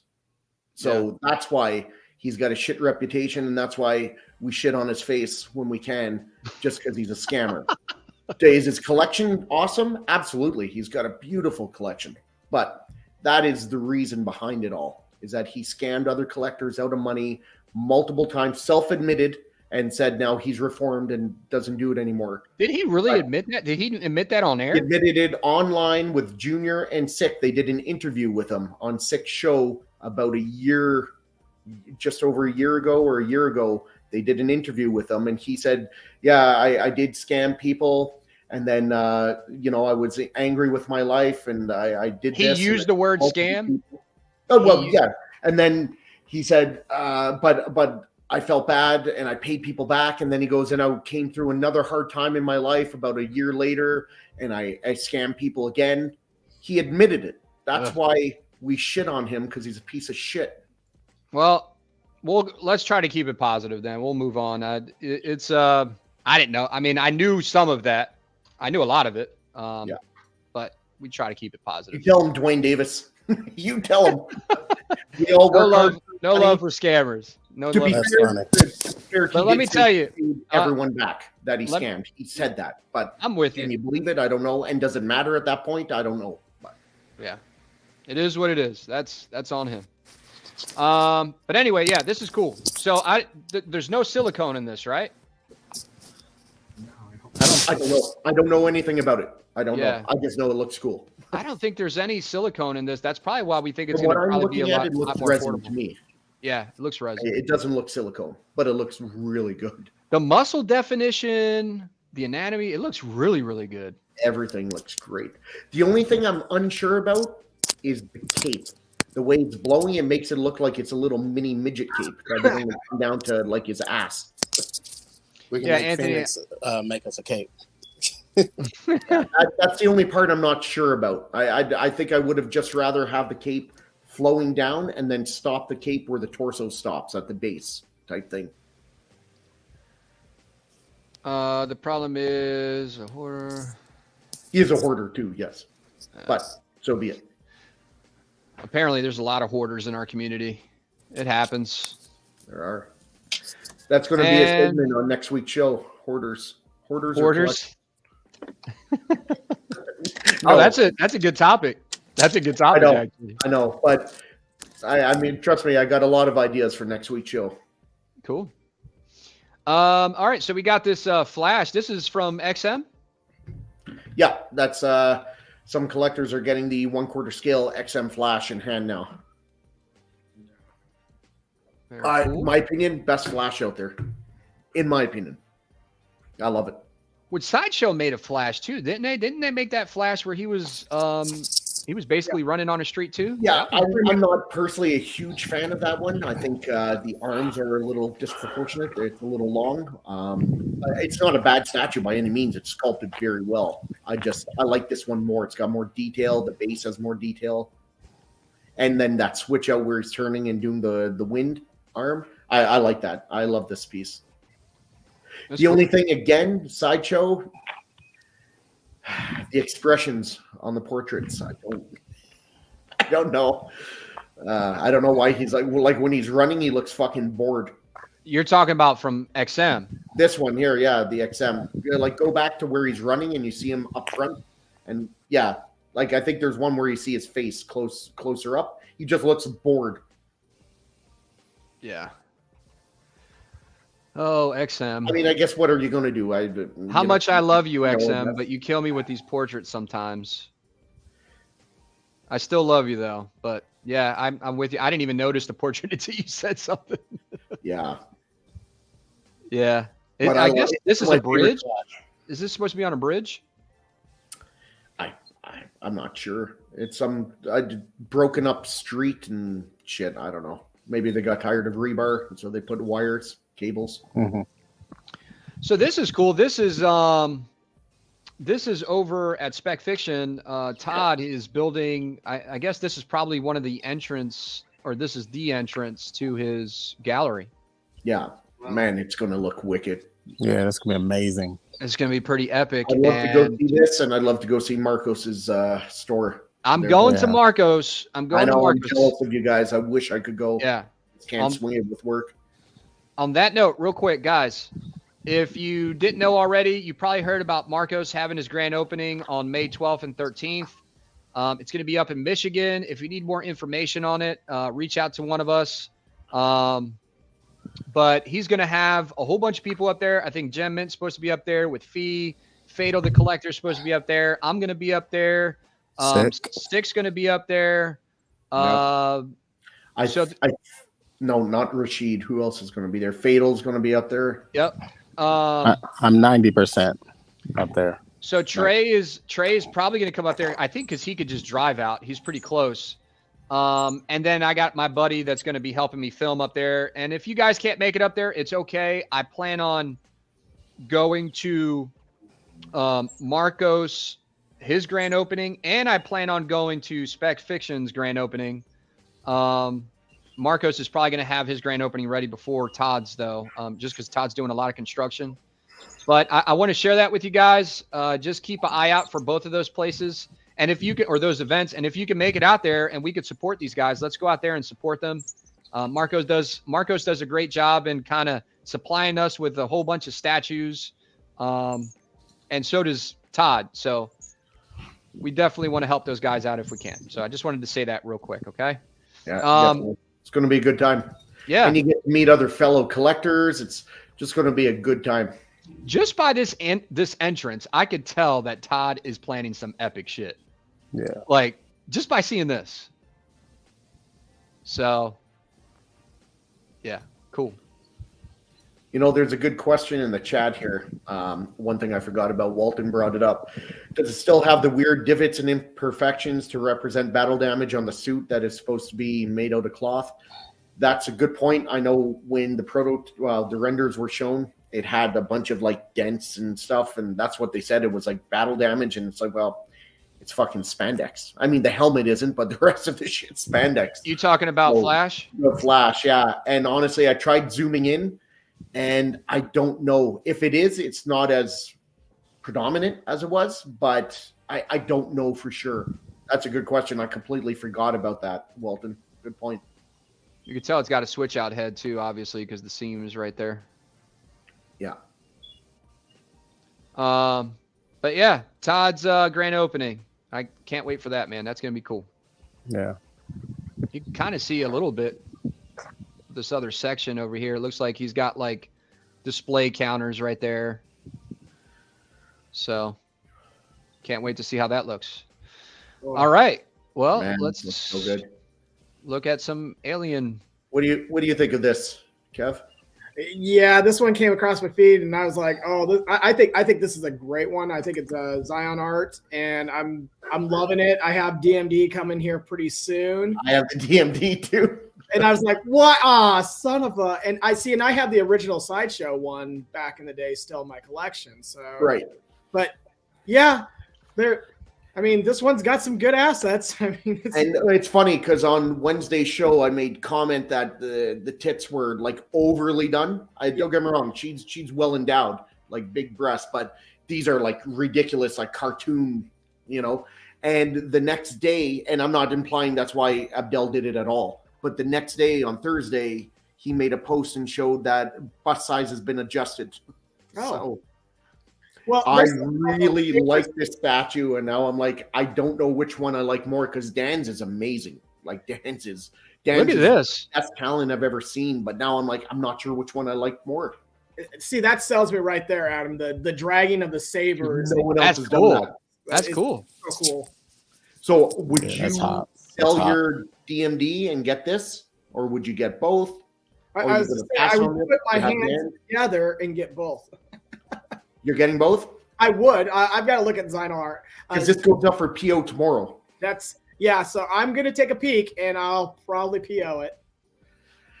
I don't know what to do because I only collect one iteration of each character. So I don't know what to do. She does look like she's a little sleepy in this portrait, though. A little bored also. Little bored or sleepy, yeah. I always found Darth Talon always zoom in on the face. So she's really hot, obviously, but zoom in on the face. On the face, you said? Yeah. I always found she looked weird with the one black eye. The one paint over one black eye. It really makes it look weird to me. Like she's always had that off look in the face because of that black eye. I don't know. Maybe because it's not symmetrical. I don't know what it is. I think it looks cool. Oh, no, it looks good. No matter what art I see of Darth Talon, it looks weird with just one black eye to me. I never liked that. There you go. Sliffer said he pre-ordered Xenoart Darth Crate and gonna pick up nice the XR Coon. XR Coon? Did I say that right? XR Coon. Yeah. Did you get either of those, Kevin? Did you get the Darth Crate to go? I did not, but hey Benny, how you doing? Market. That's one of the best Star Wars looking pieces I've ever, best Star Wars looking piece I've ever seen. If it turns out that way, it looks amazing. That Darth Crate. Very cool. Yeah, great. I like the body art on her. That's pretty cool looking too. And like this is an actual prototype or is this a render? It looks like almost like a prototype. It's the proto. Yeah. Kevin, do you prefer this one or DMD? If you could get one. A lot of nice switch outs. I was gonna say, Dan hasn't let me down. I think I'm gonna hang with my DMD still. If I go that route, I'll probably stick with DMD. But like I said, the one thing that is really kind of tipping the scale for me to look at this is the Dragon of the Sabers. That's what all it is for me. Yeah, this is cool. This is really cool for me. It's something new. It's a pose none of my other Star Wars people have. That's why I like it. I like these boots too, and I like how it's got like these metal plates, and it doesn't look like it's cheaply done. It looks pretty good quality. Like, yeah. I don't like how big her boobs are, and they're like being reduced. Okay, yeah, and I don't. Victorious, he really likes like a nice fat ass, so he made her nice and thick in the rear. So he does that with all his female characters. So if you like that, you're gonna love this. Well, it looks cool. It still looks cool. I just don't like the portrait and the boobs. I think are a little too big, but but the boobs are adjusted. They've been adjusted. So that's good. That's good. Yeah. This is look at this base. Yeah. It looks. My other thing is how wide is that base? Because she's doing that with the lightsabers, that looks like it's going to take some real estate. But it looks like it's worth it. It does, and I don't know what to do. Well, in relation to her body, because this is a quarter scale, right? Yeah, it's not going to be crazy big. Because in relation to her body, it's not that far off. I mean, you're a couple inches this way, but I just paid the shipping on Dan's Darth Talon 5 days ago, so it's all paid up. I'm just waiting for it to ship, and it should be shipping in the next week or two. And then Abdel drops his third Darth Talon, and I'm like, fuck. And Dan's is the best I've seen on the market, so I just. This looks like it was done like these straps and plates of armor and stuff with the little scarring on it. It looks good. You could tell, like in real life, it'll probably look way better. Oh, Well, no doubt.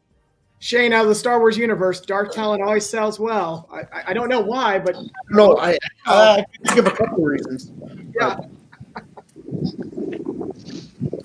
Walton says he likes those cakes. Yeah. So what do we got right here from Regal Robot, Shane?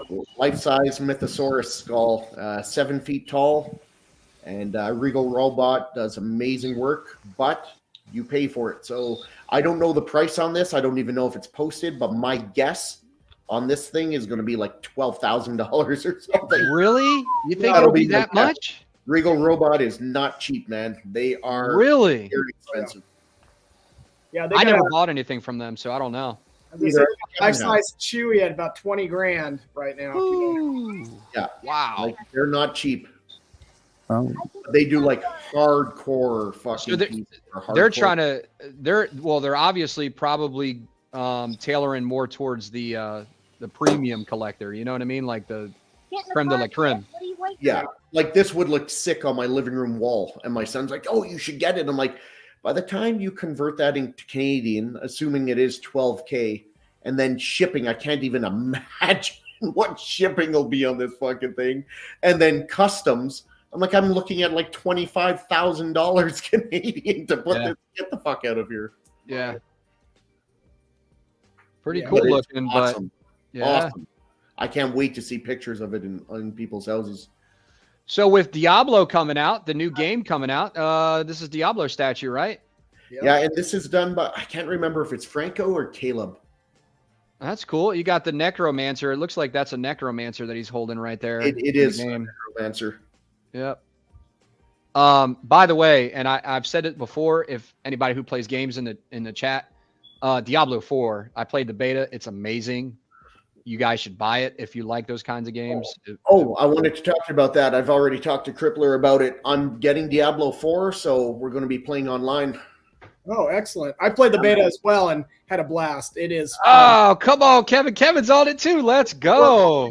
You know, my only concern for Diablo 4 is if they make it a pay-to-win game. I don't play those pay-to-win fucking games. You want me to spend money on cosmetics? That's fine. But if I got to spend money and it's going to affect my attributes and how strong your character is, I don't do pay-to-win. No, I don't do pay to win. I'm a cosmetic whore, though. Yeah. I'm a cosmetic whore. That's fine. I don't care. Cosmetics is fine. I play with my buddy online. He came on the show before, Face, and when I play with him, he always plays like he don't get like the extra skins and stuff. He might every now and then but he'll use like the point system in whatever game it is, and try to get it like naturally that way. But Yeah. I'll see something, and I'll spend. He's like, bro, did you just spend $20 on that skin? I'm like, yep. He's like, why? And I was like, because it's fucking awesome, man. Why not? But I'm the same way. I'm like, because it's fucking cool. Yeah, That's it's cool. why. And I went on this kick where I was playing Apex, like a first-person shooter, if you guys, Apex Legends. And my daughter plays it, which she's like next level, by the way. My intern, Shane. She's 13, and she just mops people in that game. Buddy, the younger you are, the better you are at video games. That's just she mops them, but she's real cheap too. All the time in Apex Legends, and it pisses me the fuck off. Yeah, she's real cheap too because she makes money from like helping me in the yard. Like today, we got to go to Lowe's, and I got to pick up a whole truckload of mulch, right, to put around my house. And anyway, she makes money that way, and she plays Apex all the time. She's got a shit ton of coins, does not spend any of it, and she'll spend it every now and then. But she always yells at me. She's like, Daddy, did you just buy a new skin? Because we'll play the game together. And she's like, why did you buy that skin? It doesn't make you play any better. And I'm like, people are intimidated when they see that skin. So I'm just kidding. But I got a couple Diablo questions for you too. What system are you guys playing on? Because it's cross-platform. And what version are you buying? you're talking about for Diablo? Diablo 4. PlayStation 5. Yeah, me too. But I can play it on computer too. I got a gaming computer that I built. It's a pretty All right, you don't need to beefy long computer. talk it here. PS5 was good enough. Hey man, you know what's crazy too is that my buddy, Face again, because I play games with him. I used to play games with him all the time. I just don't have as much time anymore. He was so upset that I got a gaming computer. He's like, no, man, I don't want to play with you on the gaming computer. I'm like, why? What's the big deal? He's like, because when we play competitive games, it populates us with people that are on computer and they got an advantage. And I'm like, who cares, man? Let's just try to dominate them either way. It's more competition. And he hated that so much. So I like how you say who cares when you're the one with the big advantage. That's right. You every game, man. Who cares? No, man, don't worry about that. You got me. I'm on your team. So anyway, Shit, Trey's got a little BSC going on there, eh? Driving and streaming. Yeah. And with the kids in here, so I'm on mute for a little bit. Oh, that's no problem, man. It's no problem. What version of the game are you guys getting? And Kevin, are you on PS5 also? No, I'm actually on a PC. I mean, I have the PS5, but I'll probably play PC right behind me on this thing. And I'm looking at probably that. I've already bought it. Was the collector's edition. I was like, is that the middle one, or is that the ultimate? The ultimate, whatever that was. I was just like, the ultimate, the more expensive one. Give me all the skins. Give me whatever I can cross over. I'm just reading what it comes with, and I was like, I don't really know what any of this means, and is it really worth the extra $40? You get a couple extra tiers on whatever, like season pass. They might have like a season pass or something, I guess. I did read the season pass, yeah. Look at this right here. I was talking a little bit about this before. Lilith, eh? Lilith. That first cutscene, I'm not going to ruin anything, but that first Oh, man, tell him, Kev. It was cool. I want to go in fresh. I didn't get to play the beta.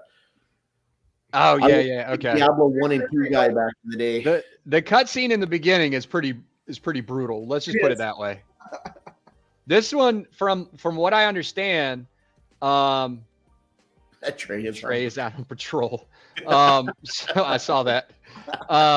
Yeah, it was pretty cool.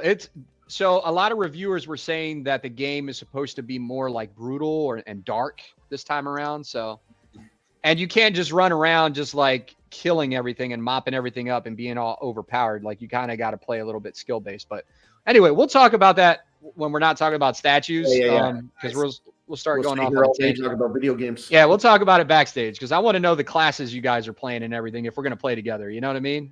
Excellent. We got to make that work. Yep. But what did you guys think about this piece? Since we brought up Diablo, this is a cool piece. Is are there dimensions? 24 it's like 24 inches. I remember it being. Oh, this is the one that's but it's 6 scale. Tall, but it's a 1/10, right? No, it's 6 scale. Or but it's like 24 inches tall, isn't it? Yes. She's a big bitch. Yep. Yeah, she's big in the game. Oh yeah. But this is made by Blizzard. Yeah. Yeah, they make some nice pieces, man. And they got some nice pieces. Yeah, they got like the Lynch King or something, that don't they? King is nice. Yeah. So I thought about buying this, and I was like, man, this is going to be. I got video game statues. I mean, it kind of goes with your alien thing. Like, no, it wouldn't go. It wouldn't go with the alien. It would go with Ghost of Tsushima, which is the video game line. But I just meant that she's like dark in color, like the alien statue. I mean, aesthetically, it would go with it. Yeah. Anyway, I thought that was cool. Where were we? We were on this Diablo statue. Did you guys like this? Yeah, it's nice. It's not $5,500 nice, but it's nice. This is $5,500? Yes, sir. Ooh, yeah, completely out. I don't know. So to be fair, I don't know how the dimensions, but it better be fucking life size for $5,500. Yeah. Well, look how big he is. It can't what I mean? But again, is that a 1/10 scale in his hand? Is that a 1/4 scale in his hand? I don't know. I got no reference for size. If anyone in the chat knows, let us know how tall this is. But it looks sick. Like Caleb did this, and it looks really good. It looks cool. Man, that's a lot of money. Oh, that is cool. They sucked 10 years of my life away with WoW. There's Dan's Darth Talon. That's the one I'm. That's the one I'm not coming, and Kevin that's coming. Yep. She's a beauty, man. This looks great. Like I said, it's got swap out, so you get another lightsaber. I think there's like 3 or 4 different arms and for poses for each arm. There goes the eye that you were talking about. It doesn't look as bad here, though. It doesn't. No, I think it looks. I think it makes her look more sinister. This piece looks good. Like I love. I like this pose a little bit more because this portrait a little bit more because it matches her what she's doing with her hand. Yeah, she's using some time of force. Matches, I agree. Yeah. The portions look a little bit better too. Yeah, boobs are not as big. She got a sports bra on or something. And Dan always kills it. Like Dan does great work. Yeah. Like you can't go wrong either way. I just really those dragging lightsabers. When I saw that, I was like, "You son of a bitch. You son of a bitch." That's what did it. The little things did it. I just don't know. What's Mark saying? Hate. I love that. That's so funny. Oh man. We're not actually hating, guys. There's a little like funny thing going around. I think it's more to mock people that hate, but it's funny. Yeah. There's maybe a little bit, but yeah, there's no hate. Is Trey back yet? No, Trey doesn't give a shit about LBS. Like you say LBS and he appears. Hey, I'm landed. Landed in the building. Okay. We need you for this topic, Trey. I'm here. I'm here where I'm needed. So what do we got here? Man, it looks like XM must have just put this in their studio. I mean, that looks fantastic. I mean, that color pops big time on that. Yeah. That does look great. Can you zoom in to the left? Thank you. You're all set up there. Yeah, we're looking at the Galvatron, right? That's what we're looking at. It looks good though. They all look good. I like how big that Galvatron is. Man, I want some robotic pieces. I was talking about it with Shane. I'm really into like robotic stuff, and I have this many robotic statues. Well, what do you like? Crazy. Do you like Pacific Rim? Yeah, you're not a huge Transformer fan, which, but do you like Pacific Rim? Do you like? It's not that I'm not I'm not a huge Transformer fan, only because I never watched it. I know that's kind of like, you never watched Transformers as a kid. You came from that era, but like your nerd card for that too. I was busy watching other stuff. Like I said, as a young kid, my biggest shows, I talked about it before. I was watching Knight Rider, A-Team, Airwolf. I was watching like real shows. And then as far as cartoons, I was watching Tom and Jerry, and I watched X-Men. Okay. X-Men was big for me. I didn't like Power Rangers. I watched the first episode of Power Rangers and I was like, I'm out. But so what is your favorite robotic thing? Is it Power Rangers? Is it Voltron? Is it Battle Droids? Is it Pacific Rim? Like what do you like? What's your favorite one when you think about it that you like the most, that made you like those? I would have to think about it. I like Iron Man. I really like Iron Man. Funny enough, there's an Iron Man statue coming for sale that's supposed to be the best Iron Man out there. Yes, sir. So I don't know. I have to think about that more to answer your question. Or maybe you wait for LBS Hulkbuster. That's really big robotic. Yeah, I heard about that. I wonder how big that's going to be. It's going to be pretty big. And it also depends the pose, right? Is he going to be kneeling? Is he going to be standing? It all depends what they do. I hope it's standing. I hope it's huge because I might actually buy it. Yeah. Someone's nerd card is under review. Guys, yeah. Okay. So wait, let me go back. Let me go back. So I did watch Transformers, but I didn't watch the Generation 1 type stuff. I used to watch if you say Bayformers, I'm leaving the show. No, not Bayformers. I was about to say, if he says GoBots, I might drop too. You're down to 0. Here, let me help you guys go. No, I'm just kidding. Oh, wow. No, I'm just kidding. Laughing on everyone. I see. I'm kidding. Beast Wars. I loved Beast Wars. Oh, Beast Wars was awesome. Beast Wars was awesome. I loved Beast Wars as a kid. And I was telling Shane before the show, like, if they make Beast Wars statues, I would Oh man, and they have made Beast Wars statues. They and just they will sold out. for the movie. Guaranteed. And when they sold out, when Prime One, I think it was Prime One that made those Beast Wars statues, they sold out, and then they were online and they were selling for like double. And I was like, man, I'm not gonna go back and buy them now. What's your favorite one from Beast Wars? I liked Optimus. He was cool. Megatron was cool. That he was a T-Rex. He was a T-Rex. Yeah, that was cool. A purple robotic T-Rex. Was it Inferno? He was like the fire ant or something. He was an ant. Was cool too. I forget which one was the ant. I think it was Inferno. I can't remember. But anyway, back to this. This is cool. Yeah. That Iron Man looks so good. I was tempted to get the Hulk when it first came out just because, and I don't collect anything from this line. And I was like, man, this Hulk looks so cool. But then I didn't have anything else with the line. So. And Jay has confirmed that Hulk is shipping 2023. There's no month or quarter or anything, but it is shipping 2023. The paint on this statue is so nice. God. Yeah. I can't wait till Art debuts this. I can't wait till he does it. Man, so Trey, so tell nice. us. My understanding is you could get the there's a regular edition with like 3 portraits, and then a ultimate, exclusive, prestige, whatever they want to call it. Premier was 5. Yep. Any other differences between the two, or just the 2 portraits? Or do you get more? I believe it's just basically those portraits, because it's going to come also with the 2 different torsos. So I think the Premier is the one that's going to have that second torso. Oh, okay. I was going to say it has to be more than just 2 portraits, because who wouldn't spend the extra $200 and get 2 extra portraits? Yeah. So and if I'm not mistaken, I think that's the main thing, is that second torso with the Premier. So. Yeah, because the other torso is where he's like holding his hand, right, like this. Where you see him up a lot. Yeah, and I don't know the prices on it yet. Right. I don't know the price point at all. Kevin, you get any LBS at all? Am I getting what? Any LBS pieces at all? I mean, no, nothing in the near future here. But looking at this piece, this is gorgeous. I love the whole 70s/80s kind of Iron Man style going on here. So it's what I grew up reading with the comics. Actually. Hang Fair on enough. a second. Did you mute yourself, Trey?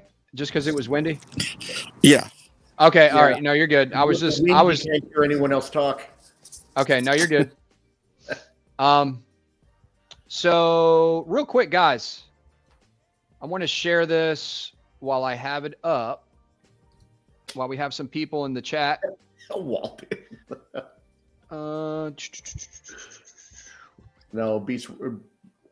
Bayformers are worse.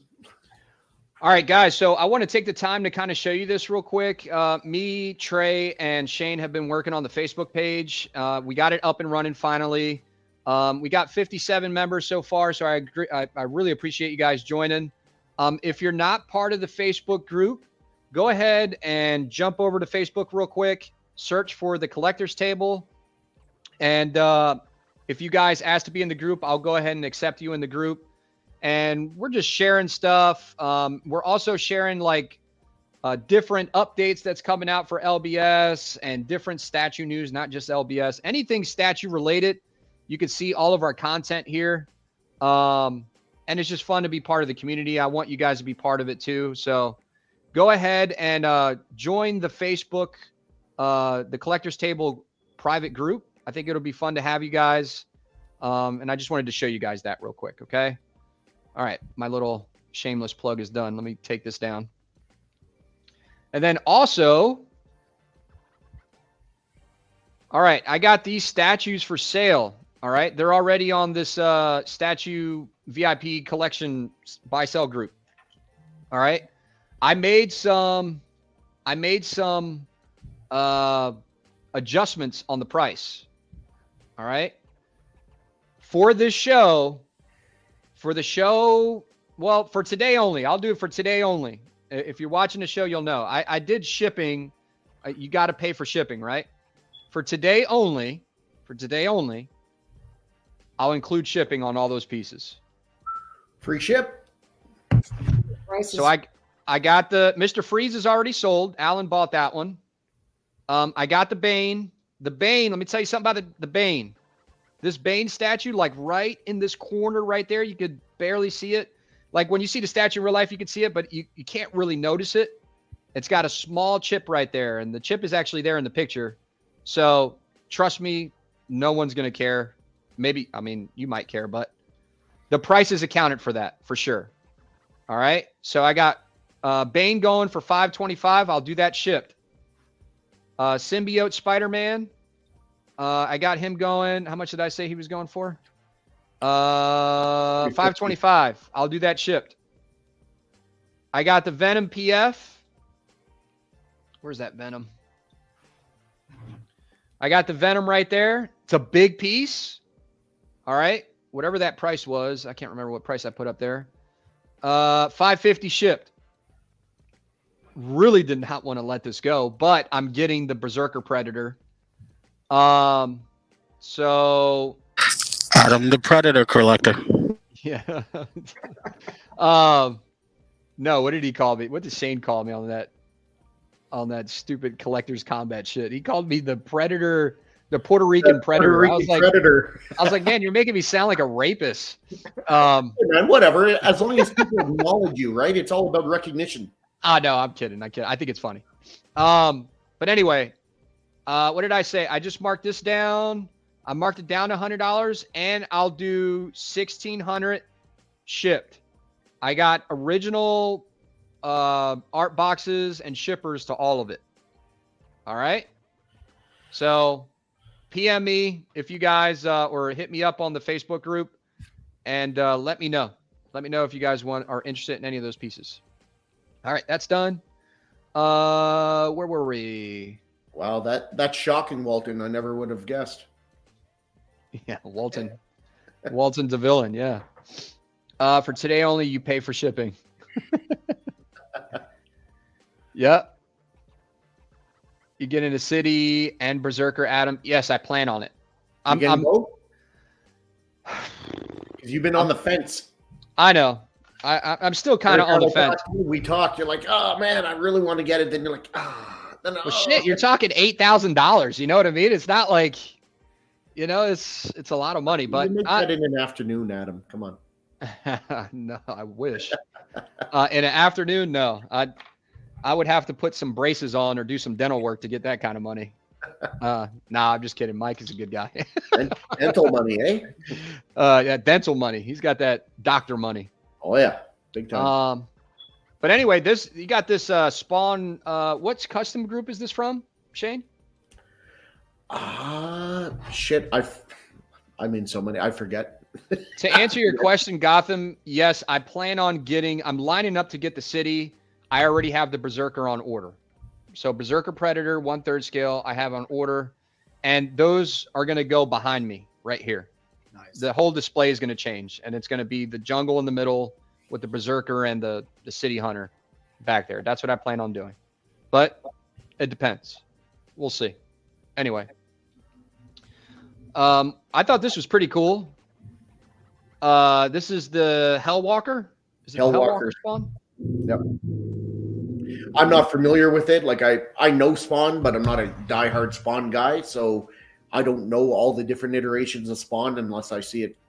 I'm more into like medieval Spawn, I like the regular classic Spawn, and then I like Gunslinger Spawn. But there's a whole bunch of different variations of Spawn, which makes it cool. I think this looks good too. I just got like 2 or 3 Spawn pieces on order already from custom groups, so I'm probably just going to stick with those. And those pieces are quarter scale, and they're expensive and big. Yeah. So I can't wait to show you guys. I think it'll be cool if you guys like Spawn stuff. So as Walton would say, you're a pussy for getting 1/4 scale. That's why I like Walton in the group, giving his opinions. Yeah, always. What's it say? How about the Alien versus Predators, Adam? I'm currently waiting for them to make Wolf. Yes, I would buy a Wolf. I would buy a Wolf for sure. Coming. Now you're up to $12,000. Yeah, it's crazy how fast that accumulates. But Yeah. If they make a wolf, I would do it again. But they make Prime 1 takes so long to make these Predator statues that I'm okay with kind of spacing it out that way. Like if they were all coming out at once, I'd be like, guys, I can't. I just can't do it. Not many people could. Yeah. You know, I don't want to take money away from my family. We're supposed to be going to Thailand, and then I'm going to California, and I'm going up to Michigan, and we got a whole bunch of stuff planned. You still got to come to Canada.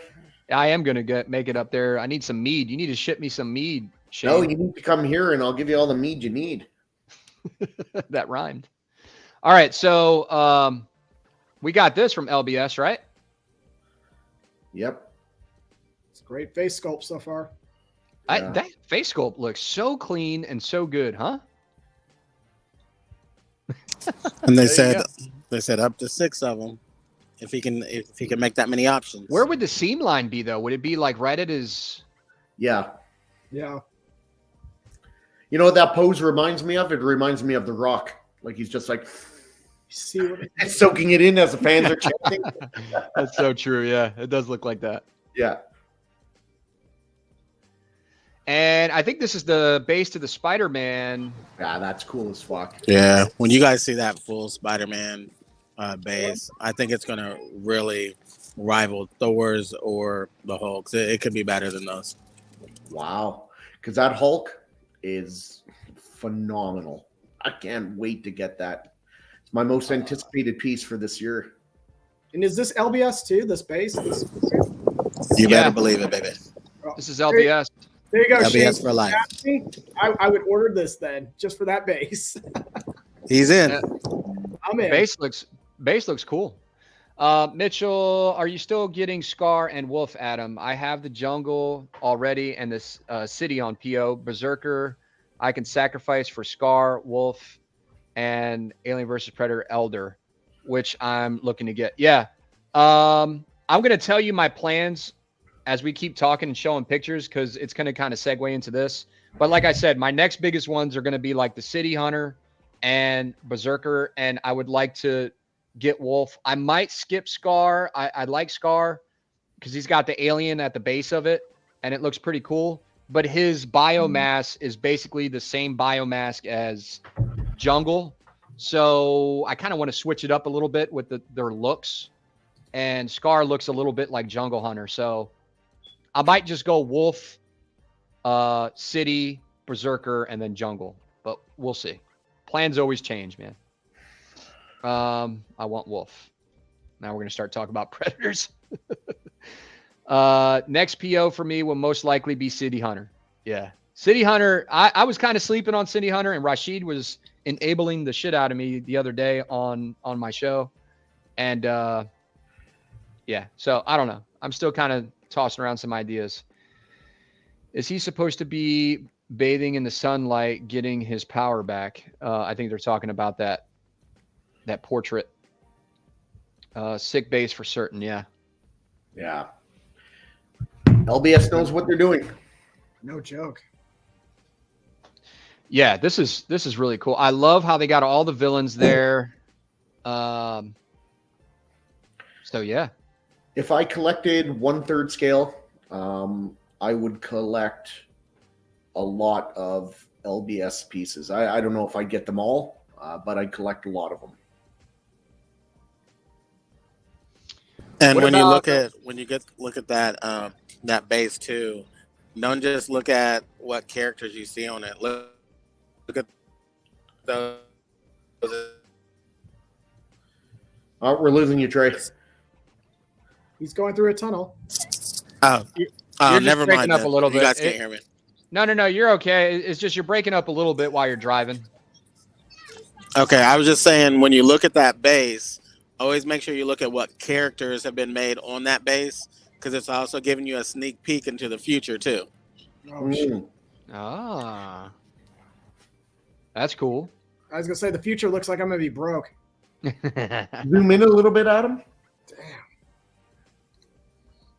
Yeah, it's all the All right, class. so we got Mysterio, Sandman, Electro, Lizard, Craven, Vulture, Rhino, and Doc Ock. Yep. Those are the classics. Who are they missing? Missing Green Goblin, Green Goblin, yep. Oh. Kingpin, Yeah. Carnage. Scorpion. Yep. Not to say that those aren't getting made, but that's not who's on the base. They could be Or at least on the other side of the base. Yeah. Right? It Yep. could be on the other side. Spidey's got so many villains. I mean, Okay, so you got this Rancor. It's called a Rancor, right? Yep. Rancor. What do you guys think about this? cool piece, shitty show. Amen. I was going to say I wasn't a fan of the show. Pretty much sums it up. Next picture. Man, they the moment he started taking off his helmet and walking around like the fucking mayor, I was like, what is going on with this show? What is this? Yeah. I want to see him go I want to see him track somebody down for some money and like slaughter some people and aliens. You know what I mean? Like, think how we feel being hardcore fucking fans, and I'm a big Boba Fett fan. Think how we feel. Yeah. I mean, especially Mandalorian, when we first saw him, he went like savage on Stormtroopers. Right? And I'm going, all right, here we go. Advertisement. That's as far as I'm concerned. Throw that fucker back in the Sarlacc pit for a year. he looks cool though. The piece looks cool, no doubt. Oh, it's not that big. This is actually what? It's a 1/10. inches? Wow. Hey, And don't who be makes a this? side- Is it Iron Studios? Yep. Yeah. They got that Star Wars license. They kill it with the Star Wars stuff. They do. Their 1/10 pieces look great. I got to give it to them. Yeah. Kevin, would you like? Do you have the Sideshow's big Rancor? No, I actually went with Tom's Regal really? one. Would you like a big Rancor, like bigger than Sideshow's, like maybe like a 4 foot, 5 foot Rancor, or is that too much? No, because again, going with Regals, I mean, that was based off of the props. So to me, I'm like, Sure. that's good. I can display that. It's great. Okay. I was going to get the Sideshow one. I just don't have room for it. It's huge, man. Yeah. That's why I wanted it. Scar's my boy. He's a prodigy elite predator in the making. Went out like a G fighting the ancient queen alien. The overall design of the armor on the AVPs or the Alien versus Predators is my favorite. Yeah, I like it. You know what they really need to make is a 1/3 scale, like to go. They need to make something that's going to match the height of the Jungle Hunter Predator, as far as an alien, and they need to make a engineer. If they made an engineer, I think that would be super cool. So, Adam, you're the big fan. The average Predator is how tall? Like Jungle Hunter? 7 foot. 7 feet? Yeah, I wouldn't say I'm an expert. I just like collecting them, but yeah, I would say about 7 foot. Okay, and what about aliens standing up? Because they're shorter. Well, there's so many different types of aliens. Like you got The tusk standard aliens. You got the classic one. I don't know. That's a good What question. are they standing up? Are they like 5 feet? Are they? I don't know. That's a good question. I don't want to give the wrong answer. I'm not sure. I would say, a xenomorph. There's different types of aliens, but I would imagine that it's somewhere around like,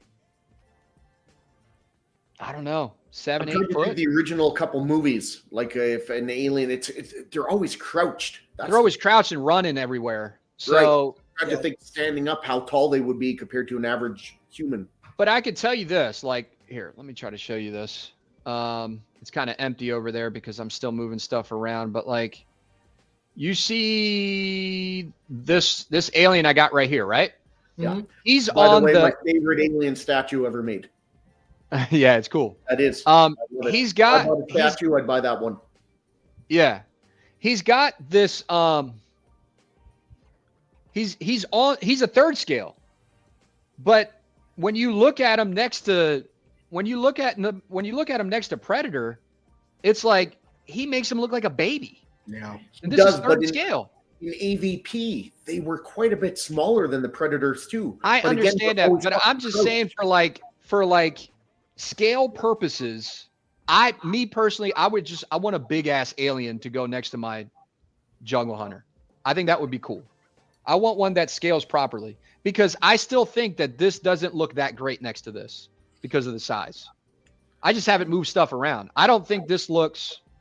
I think it looks okay, but he's standing. If he wasn't standing on top of that hive, I mean, he would be significantly like shorter.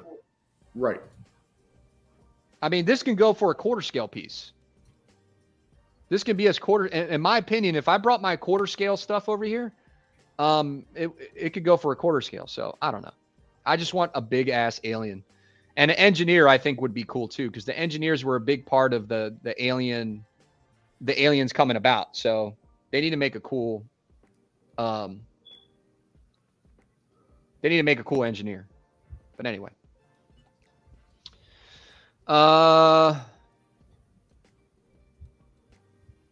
Who is this? Oh, that's You guys know who that is? Crime Syndicate. What was that group called? Do you remember, Shane? I try to forget so much from that show.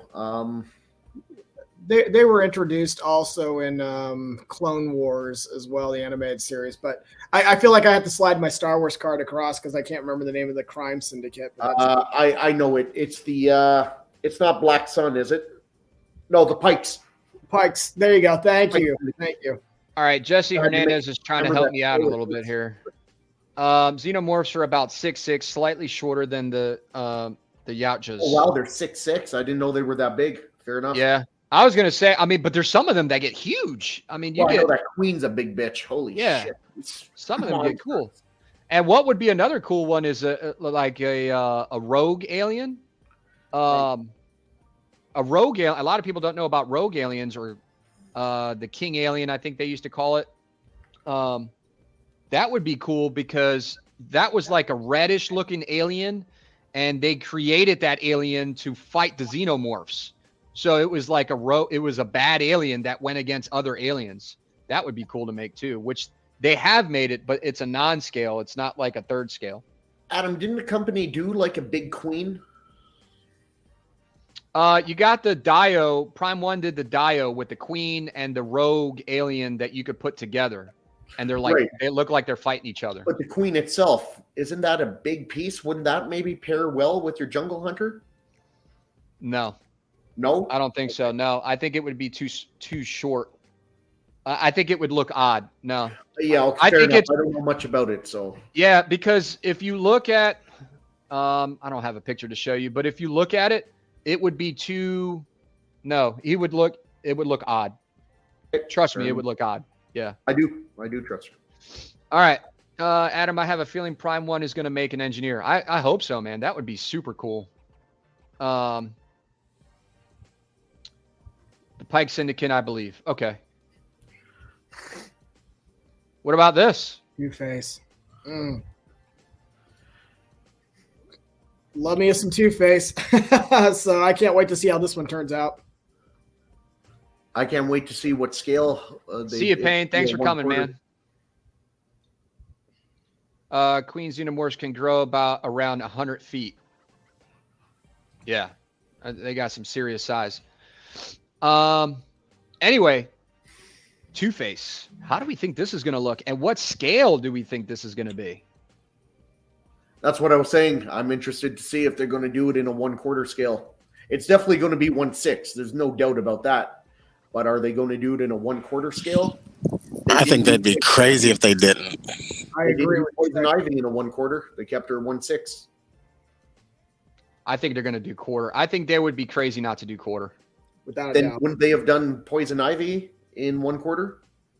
They did do Poison Ivy in a quarter, didn't they? Nope, it's only 1/6. That new Poison Ivy that came out that sold out immediately? Yep, it's only 1/6 scale. They did Harley and Joker in both, and Poison Ivy in 1/6. They could be coming out. Could be. I could have sworn that Poison Ivy is only a 6. That's a 6. Unless I'm mistaken, it's I'm only a with 6. you, Adam. I thought that Poison Ivy was a quarter. I thought that was a quarter scale. Well, now I got to double check. I'm already looking it up. I was like, what? Yeah. Let's make sure we're. The Poison Ivy we're talking about is their premium format. That's the Sideshow one. It's not the Twitter head one that we were referencing. Oh, excuse me. I'm sorry. Okay. Your head. We're not Yeah. talking Sideshow. I'm talking Tweeterhead. I was thinking of the Sideshow because Yeah. Sideshow distributes for them. Okay, that's where I got mixed up. Okay, And that one, Shane is correct. Yeah, I'm looking at that. Where she's sitting on her throne or whatnot. but they did the Joker. They did They did Joker and Harley in both. And then there's other DC characters like Black Adam and Shazam that they kept in 1/6. But if we're talking strictly Batman related statues, the Poison Ivy, which was the third one that came out, is 1/6 only.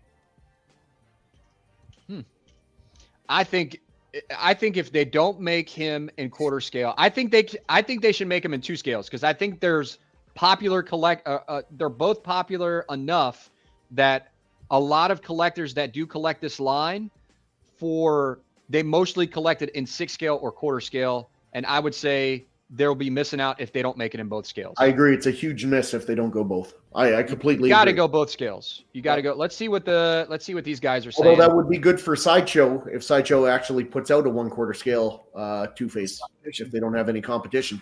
I think the Two-Face is going to come in both quarter and 6. Okay, so Anthony's basically saying what I'm saying. Just looking at the coin, I believe it will be life size. I believe it will be a life For size. the record, I think they'll do both also. I'm just saying they didn't do Poison Ivy in both. Okay. So you never know. It's not a guarantee is what I'm saying. I'm with Rashid, man. I want Clayface. Oh, I would love Clayface, yeah. What do you think of that custom Clayface? Did you see Mr. X get his Clayface and it was like in pieces? Did you see that? Yeah. Man, that was crazy. Yeah, I think they should do a Clayface for sure. I think a Clayface would sell out like almost. I like more of a classic Clayface. I like that custom, but I'd like more of a classic look. Jesse Hernandez, they should do a quarter. They did Joker and Harley in a quarter, as well as Wonder Woman. Yeah. Celtic Predator is awesome, but I wish they would have been a mass switch out on Scar. Yeah, that's what I'm saying.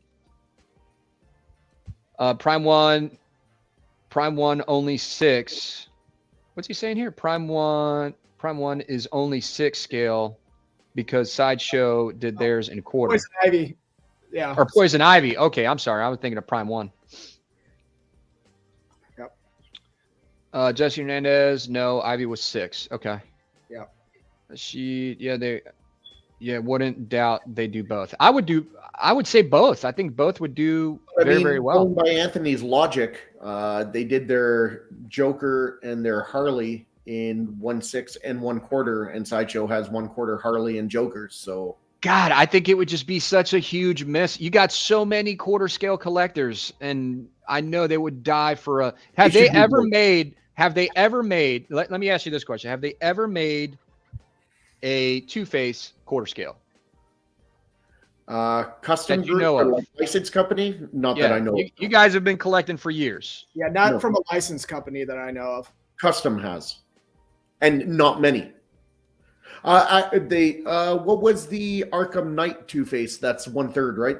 That was a third. Yeah. That was. Oh no, they haven't.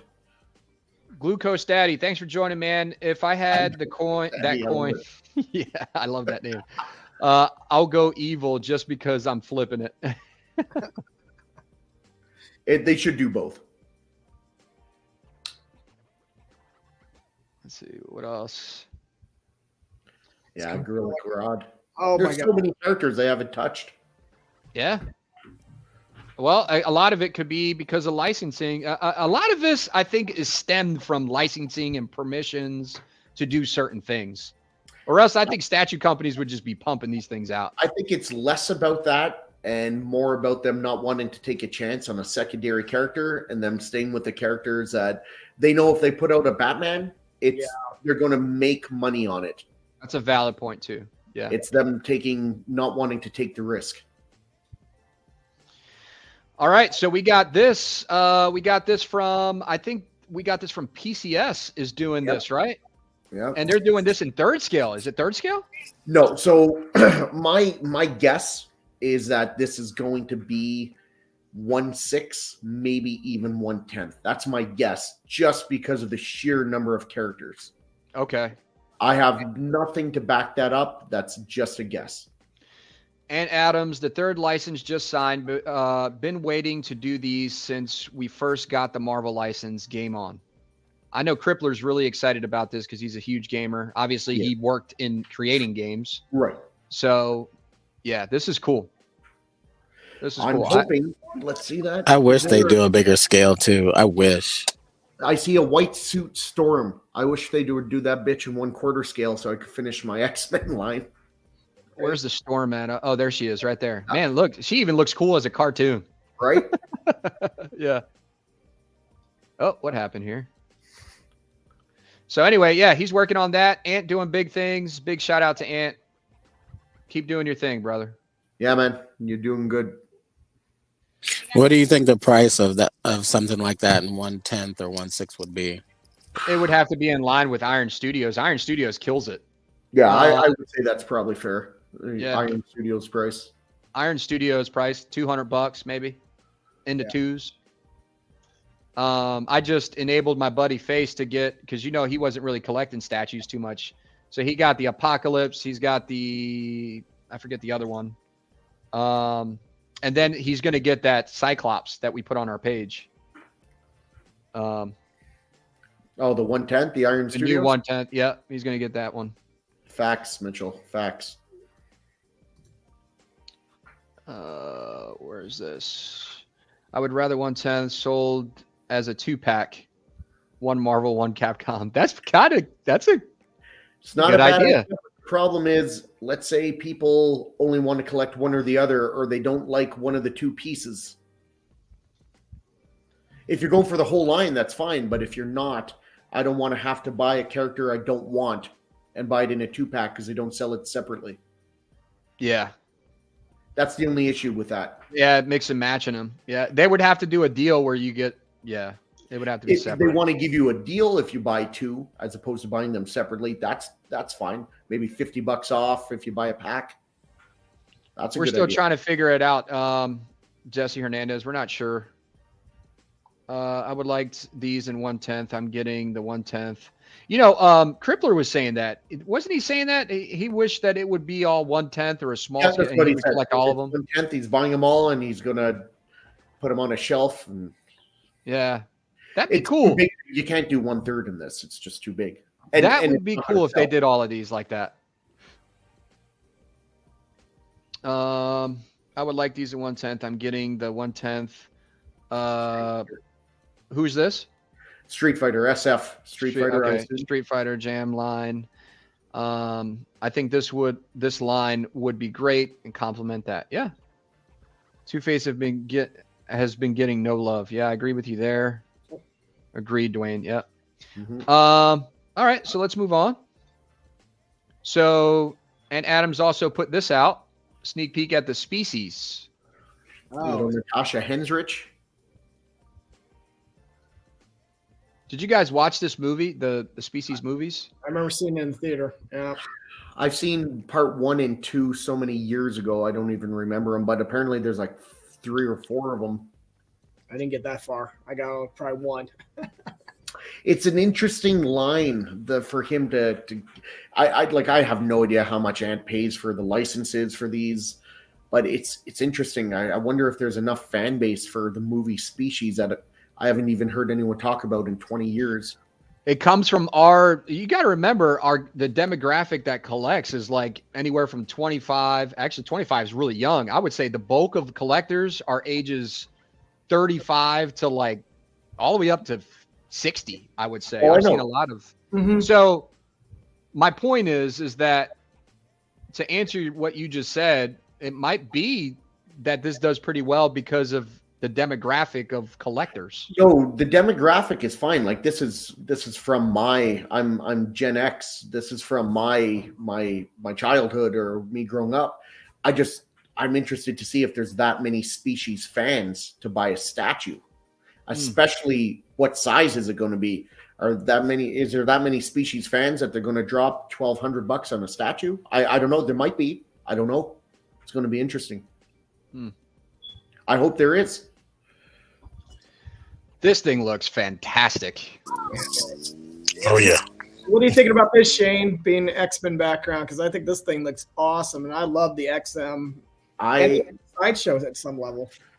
So I think this piece looks so good. I think the reason it hasn't sold out at such a low ES is one of two reasons. One, LBS did a great job with this, but let's be honest, this is almost a direct copy of XM, both torsos, which isn't necessarily bad because I think XM's looks great, but some people, they don't want a 1/3 version of XM's. And two, not everyone was into the Brood or even knows about the Brood. So that's an interesting base they went with. I like it. I think it looks sick. If I was collecting 1/3, I'd get this in a heartbeat. Yeah. But not a lot of people know the 1/3. And I don't know if they've done, I know they do a lot of Sentinel and Danger Room bases, but they don't do them in 1/3 scale. So, and God, this looks so cool. The other problem with LBS and their X-Men is that the bases aren't going to match. For some people, that doesn't matter, but for some people, it does. Okay. I mean, if it's not the War Room, it just doesn't count, right, for the base? War Room or Sentinel, yeah. But I think it's cool. It's like everything that is X-Men related, right? I read about the Brood a little bit. I don't know a whole bunch about them, but I did read about them, and I think it's a cool storyline. It's just not so well known, and I think that's what threw some people off. Kennedy. Scott is a dick. No one likes him. He is a bit of a pretentious dick. But yeah, that's how they make his character. I like him. Let me ask you, Trey. Let me ask you. You're getting this, right? Absolutely. So, and you too, Kevin. You're an X-Men fan. Does it bother you that the X-Men are going to have much different bases? Not for me. I'll tell you why, though, because each one of these is going to be like a standalone centerpiece for me. So I don't need them to be right beside each other. So not for me. Fair enough. But there are collectors who are going to put their X-Men together. And if you have one where it's the Brood, one where it's the Woods, one where it's maybe a Sentinel, one where it's collapsed concrete, that could be an issue for collectors who want symmetry in their display of this one group of mutants. Mm-hmm. Right? I can see that. I can see that point too. Yeah. If I was an X-Men collector though, and I was collecting the 3rd scale line from LBS, I wouldn't give a shit. I would just be like, man, this looks cool. 100%. I would just say like, this is the way my mind would look at it is, okay, this was like this scene when he was here. And this is when he was here at this scene. Like, that's how I would. I only have one thing I'd change about this piece. I would like to see the gold visor as yellow, like the rest of his suit, not gold. Yeah, more. That's a personal preference. Yeah. I think the costume looks fantastic with all the detail into the costume. I think the anatomy looks great. It's not like, he's super ripped, but it's not like overly done. I think I'll be honest, I think that Magneto was a little bit too ripped for me. Like he had like an 8-pack. They always make Magneto too jacked. Yeah. I like this one though. I really like this one. What I think is going to happen is people are sleeping on this, and as second and third and fourth X-Men characters come out, I don't know how this is not sold out. How is this not sold out?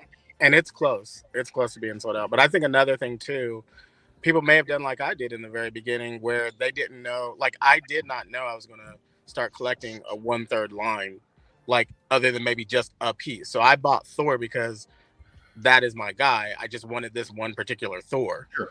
And then when I got it in, I was like, hot dang. Like this is amazing. So then I decided, okay, well, I'm going to sell my, a lot of my 1/4s, and I'm going to start collecting this. But I think there's a lot of people that are also X-Men collectors that have got great 1/4 collections. They're trying to decide, do I bridge out on this 1/3? Do I just do maybe a couple of 1/3s, or do I want to start going 1/3 moving forward? So I think a lot of people hadn't made their decision on it yet. So another thing could be is they've shown like a bunch of Avengers, right? So they know that they're coming in the line. People see one Cyclops, and he came out like before some of the Avengers.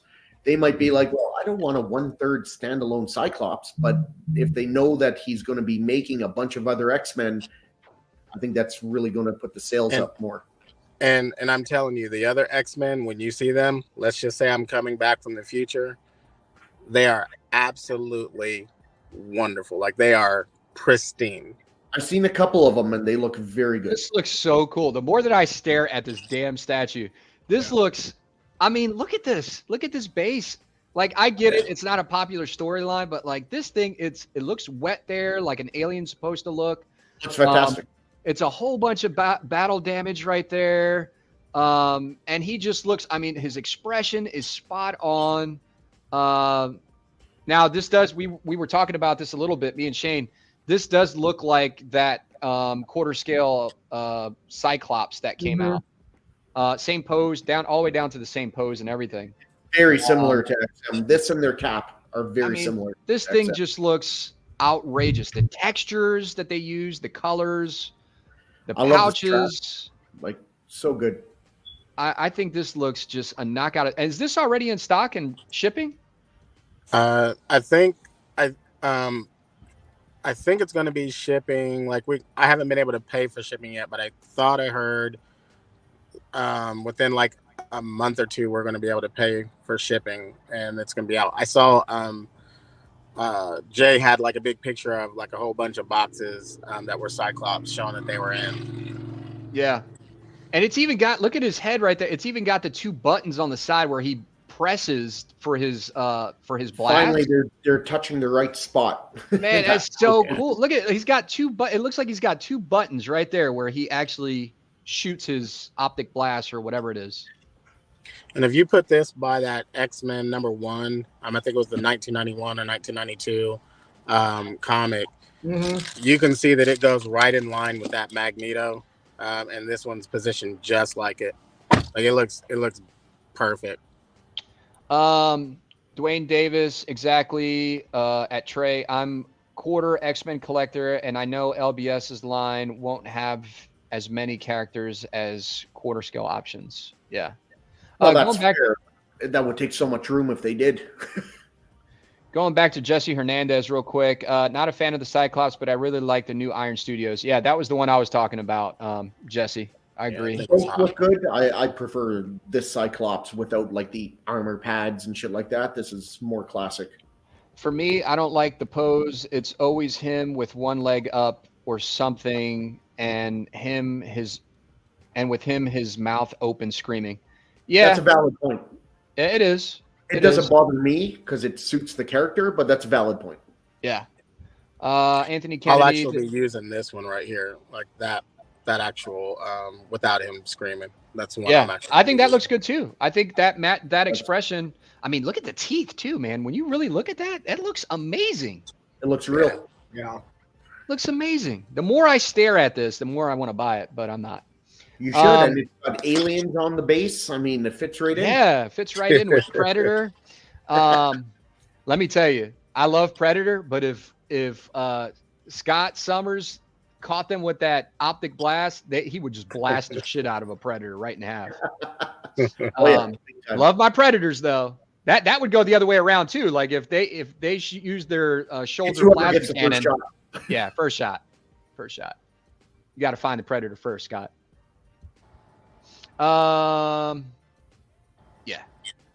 So I think this is a phenomenal piece. I think for this is, and I get it. I know that you guys are talking about the pose. I hate that Captain Morgan pose and everything else. I'm with you on that. But it's Cyclops. I mean, look at this. The screens are cracked. I mean, there's so much detail into this. Mm-hmm. I think I'm just surprised. I think this is a sleeper piece. And ES of 150? 150. Yep. Makes me want to just buy it just because of that. You think Galvatron's low at 199? 150 is nothing. And I'm hearing that there's not too many left. What does that say right there? Telekinesis? Telekinesis. Wow. That's cool. Go ahead, Trey. I'm sorry.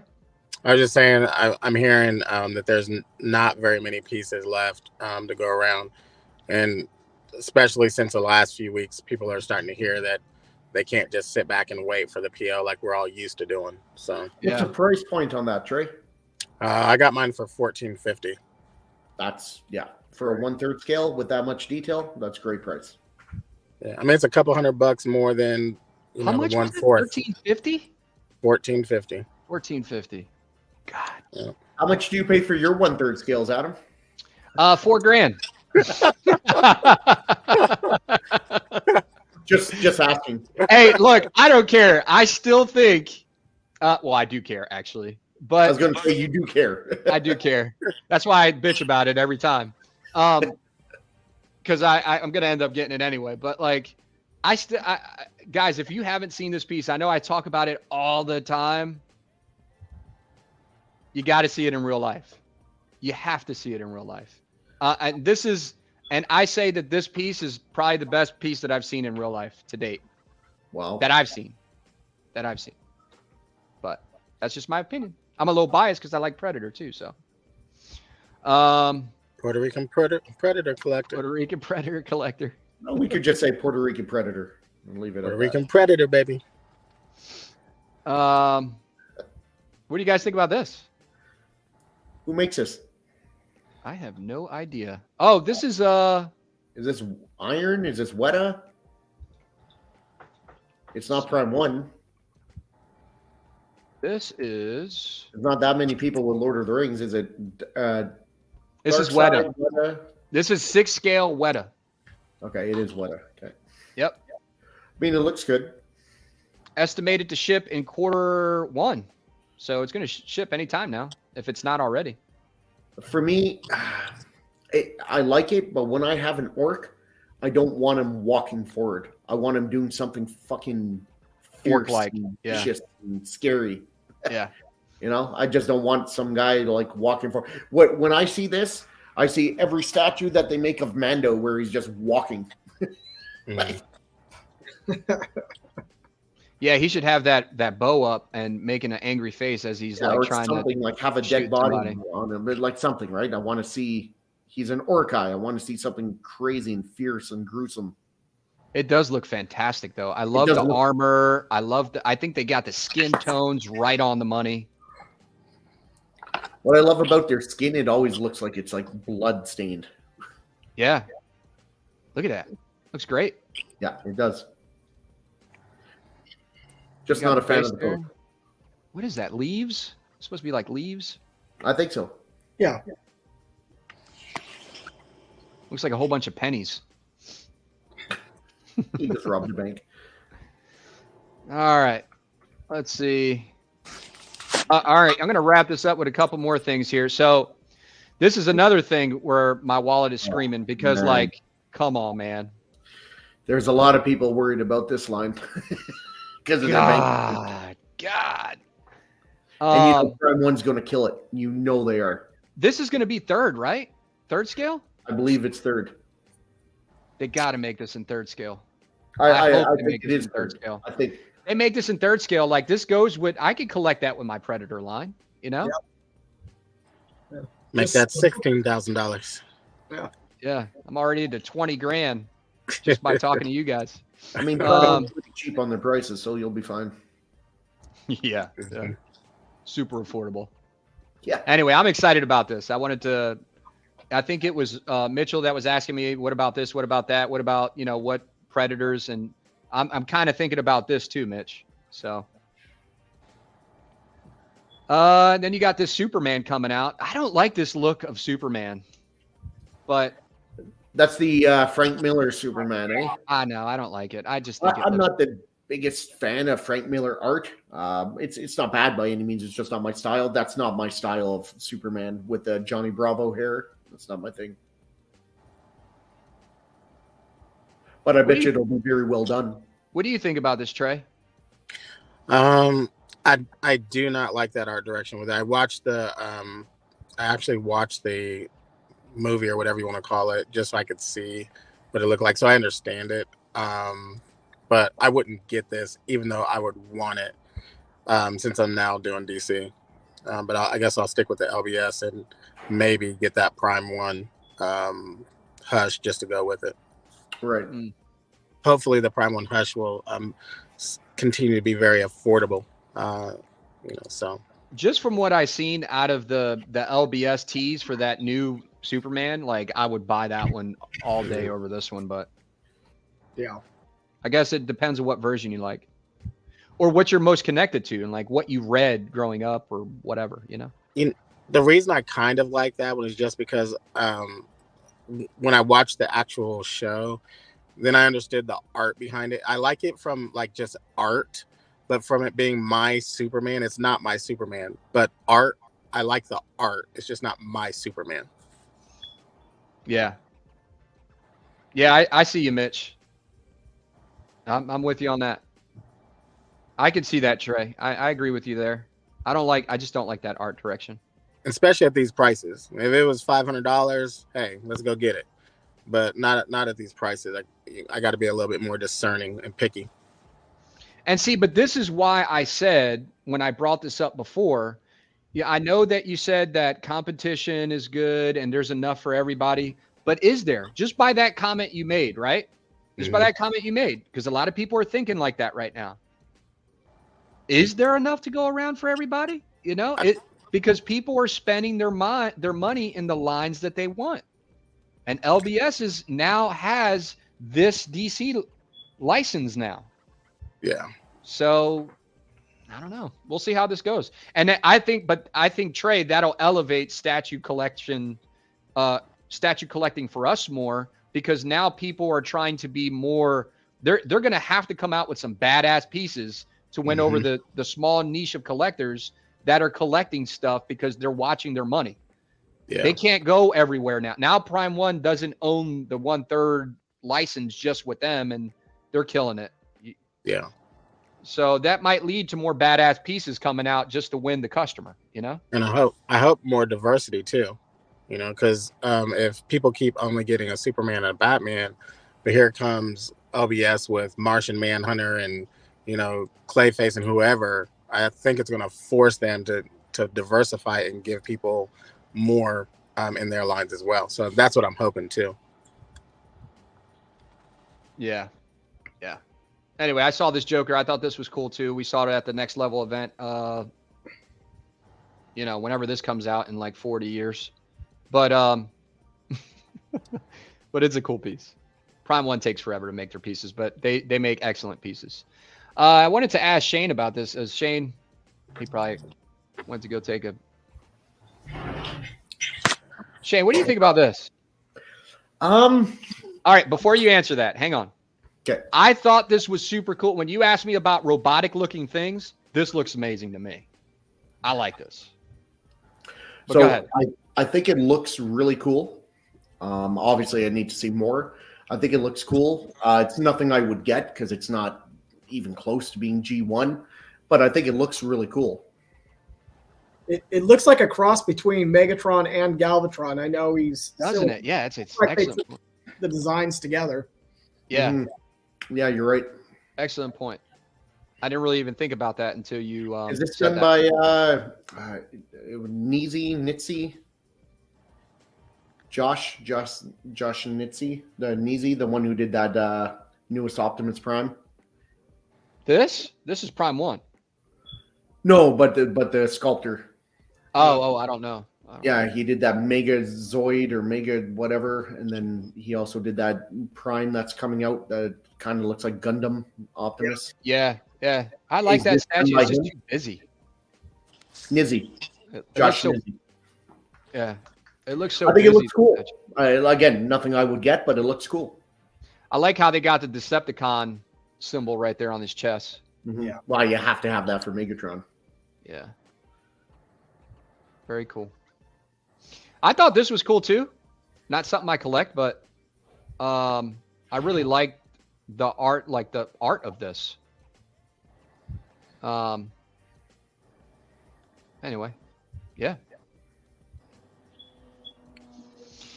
I'm really looking forward to seeing this and how this looks. This has been shown forever now.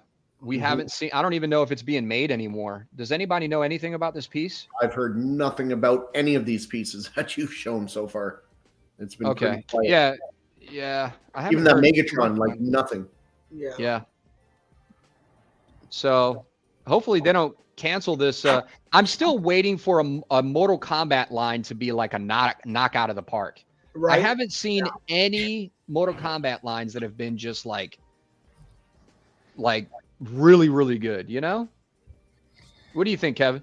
Yeah, I mean, I grew up just pumping quarters into that machine. And, Yeah. I mean, Mortal Kombat, the first one, I remember that was right there in the comic book store. But when the Hell second yeah. one came out, that was like game changer. So if I go Mortal Kombat statues, it would probably be Mortal Kombat 2 across the board. Yeah, I agree. I'd agree with that too. Remember the little guy that used to pop out? He was like one of the producers, or he was like, whoopsie, Yep. whoopsie. Such a random whoopsie. That's As a you're whooping somebody's ass, and the little guy comes out. Whoopsie. Which was the first Mortal Kombat that came out with the friendship? Oh, the Was that 3, 4? I feel like it was 3 where you give him a gift or You something. give him a gift. He's like, friendship? yeah, they got friendship. They had babyality. They had fatalities. They Yeah. had what else did they have? Animal. They didn't have anything with animals. Did they? And Yeah, they did. I remember the babyalities where they used to turn you literally to a little baby and you'd Yeah. be sitting there. Yeah. But yeah, that was cool. Games. Let's see what the chat's saying real quick as we wrap this up. I can see the Superman consistently whipping his hair to side every other minute, like Giga, or how do you say that? Giga Chad? Giga Chad? Whatever. Trey getting DC, need to change that YouTube pick. I blame Terry. He's got all that great collection. This is his fault. I've been staring at it too long. This is his fault. It's his fault. Sub-Zero doesn't look like any Sub-Zero from any of the games. Yeah, but it looks like a realistic take on Sub-Zero. Best Mortal Kombat line is Iron Studios. It doesn't look like from the games. Yeah. Does it have to though? Can it just be a realistic take on it? Mortal Kombat, you're fucking right. It does. You want to get it? You want to make it look like the games? Mortal Kombat is from the games. It doesn't mean it has to look like filmation type stuff, but it's got to be the suit and everything from the game. Absolutely. Yeah. Otherwise, it's ninja. Yeah. Oh, Toasty. Yeah, didn't they say Toasty or something too? Oh yeah, torch him. Yeah. And Scorpion would take off his mask and. Yeah. So good. So I should be getting this month. Nice. I cannot wait, guys, and that's gonna go next to my Jon Snow on Throne. Congratulations. Yeah, man. Yeah. Congrats. This is a quarter scale. Yeah, I'm really looking forward to this. They got the little White Walkers behind them. This piece is around 27 inches tall, is what I looked up earlier. Now, these pictures do it no justice too, because I can't really get too close. But like this, when you see the video of this, if you look up the Night King Prime 1 on YouTube and they just show you a preview of it, like a video, his armor up close looks insane. If you guys ever have a chance to look at that, just look at it on YouTube. Mm-hmm. These pictures are not the greatest pictures, but he's got the base. You see right here, they can connect the White Walkers to the back of the base, and that was that scene when he's on the he's off the dock right there, or yeah. Jon Snow just escaped from him. Yeah. Yep, and he's off on the water, and he's raising that's why his hands are up. He's raising all the White Walkers to kind of chase him, but like the details in this stuff looks great. I can't wait to see it. Hopefully it doesn't get delayed. That's more of the base. And look at this. I mean, even the White Walker looks crazy. This is going to be mixed media, I believe. Very cool. But that's how you knew that they were the White Walkers. When the White Walkers took over because of their eyes, they would. Are you getting them too? Yeah. Nice. Yep. I'm getting this whole setup right here. You could show it like this. You could show that separately, or you could show it all together. How much is it? $2,000 basically. See, I like when they do stuff like that, just like the Joker and that, what was it, Punchline or whatnot. I love that little combo too. So I'm like, yeah, more stuff like this that can kind of join in. Yeah, I agree. I think it's like 19 something, Trey, but it's expensive. It's really expensive, but you're basically getting 3 pieces, 3 quarter scale pieces, and a crazy base, and a crazy base with the water effect or the snow, or no, that's the water effect at the bottom. I mean, actually, that's a pretty good price, man. Yeah. Yeah. Yep. And the White Walkers, when you see it on that video, they have just as much detail as he does. Crazy. So That price, hopefully that gives a good chance at that tactical Batman with Alfred, that it won't be way too high, since they did so much with that one at a good price. Mm-hmm. Well, guys, I'm just gonna we're gonna wrap this up. We've been going for, this is probably the longest show I've ever done. We've been going for 3 hours and 10 minutes. Fucking I gotta go make sure my kids are still alive. I gotta feed them. But yeah, I appreciate you guys coming on today. Any last words, Shane? Nope. Everyone, you guys know what shows I do, and tonight, though, actually, I guess I do. So I won't be on the show tonight, but Collectors Enabled, they have John from Queen Studios on, and they're going to be asking him a shitload of questions, so that's going to be really cool. 9 p.m. Eastern. Astro show is at 7 p.m. Eastern. Astro Momer's World. He's got really good. Did he move that I up? won't be able to make that, but Did he move good. that time up? Sorry, Trey. Did Astro move that time up? I couldn't remember. I thought it was at 7 p.m. Eastern.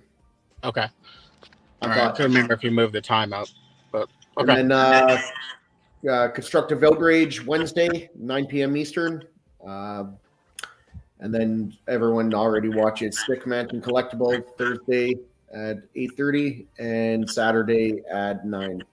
Before everybody goes, real quick, can you share the Facebook? Can we put that in the chat? Let me see if I could share the link. Actually, I think I got it. If everybody could hit that like button, that would be much appreciated too. There's only like 14 likes right now, 16 likes. That'd be appreciated. Appreciate you guys. I was going to try to share. I don't know if you can do it, Shane. What do you want me to do?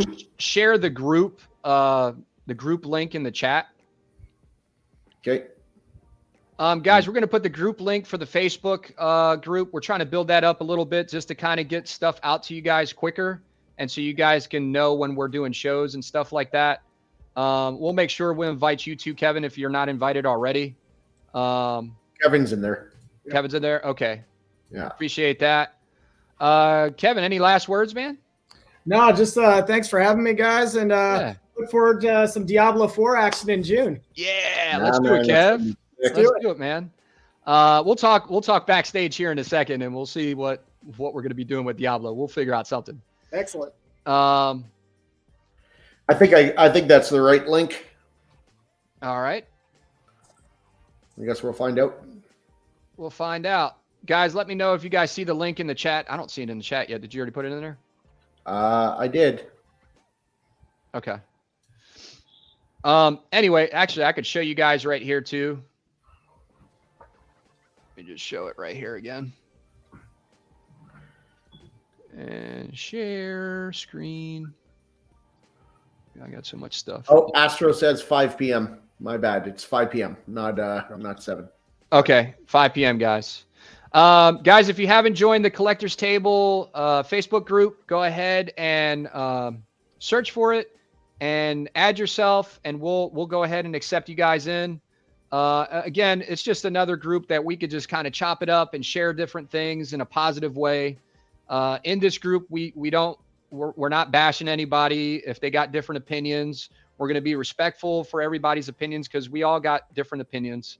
And we just want to keep a good positive vibe going and kind of share what we got going on with the channel. So I'll appreciate if you guys join that if you guys want. I you're sent not, it to you there, Adam. It's not working for me to post. I posted it, not? but it's not showing up here for some reason. So It's I okay. sent it to you. You Let can me see post if it. I can. Let me see if I can put it in here real quick. I don't know why it's not. Why It's all good. showing up. So good. No, that showed up.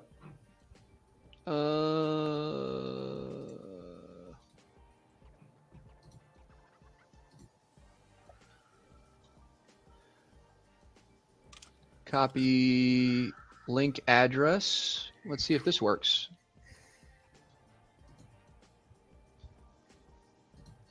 Thanks, Michael Black. I appreciate you, man. Oh, now it showed up, but I still don't know if it works. So. Well, I just put it in again. I don't know if that works. There it goes. It showed up. Yeah. Worked. Oh, and if you guys want any of the statues that I was talking about today, send me a. You can either hit me up on the Facebook group, or send me an email to the collectorstable1@gmail.com for any of those statues. Like I said, it's going to be shipped. And don't forget about our 1,000. Here, let me go here real quick. Our 1,000 subscriber giveaway. We got the 1/6 scale Joker on Throne. I think that's a really cool piece, and I want to give it to one of you guys. So once we hit 1,000 subscribers, I'll be doing that. So make sure you subscribe to the channel. Also, I think we're at, how many subscribers am I at right now? I'm right around 625. Remember, at 700, we're giving away a Mojo statue from Iron Studios, 1/10 scale. Rashid was nice enough to kind of share that with the channel, and he's going to be giving that away. You do have to pay for shipping for both, but you get free statues, so you can't really beat it. Right. But yeah, that's basically it, guys. Kevin, I appreciate you coming on. Thanks for joining, and you're always invited, man. Whenever you want to. Thanks, Kevin. Yeah. You're always invited. Always invited to the channel. We appreciate you coming. And Trey, anything from you, sir? Hey man, I'm just waiting to see art. Show this Iron Man. Yeah, and, I'm excited. I'm excited to watch Astro. Hopefully, I can jump on Astro later. See his show. So those are two things I'm looking at, man. Yeah, I'm gonna try to jump on. I'm gonna see if I can try to jump on Astro show. It's just hard to do it after you do a 3-hour show and then you got a family and you got to do other stuff. But I'm gonna definitely at least watch it and be involved in the chat. So you guys go check that out. I appreciate you guys joining today. And yeah, I'll see you on the next one. Take care, guys.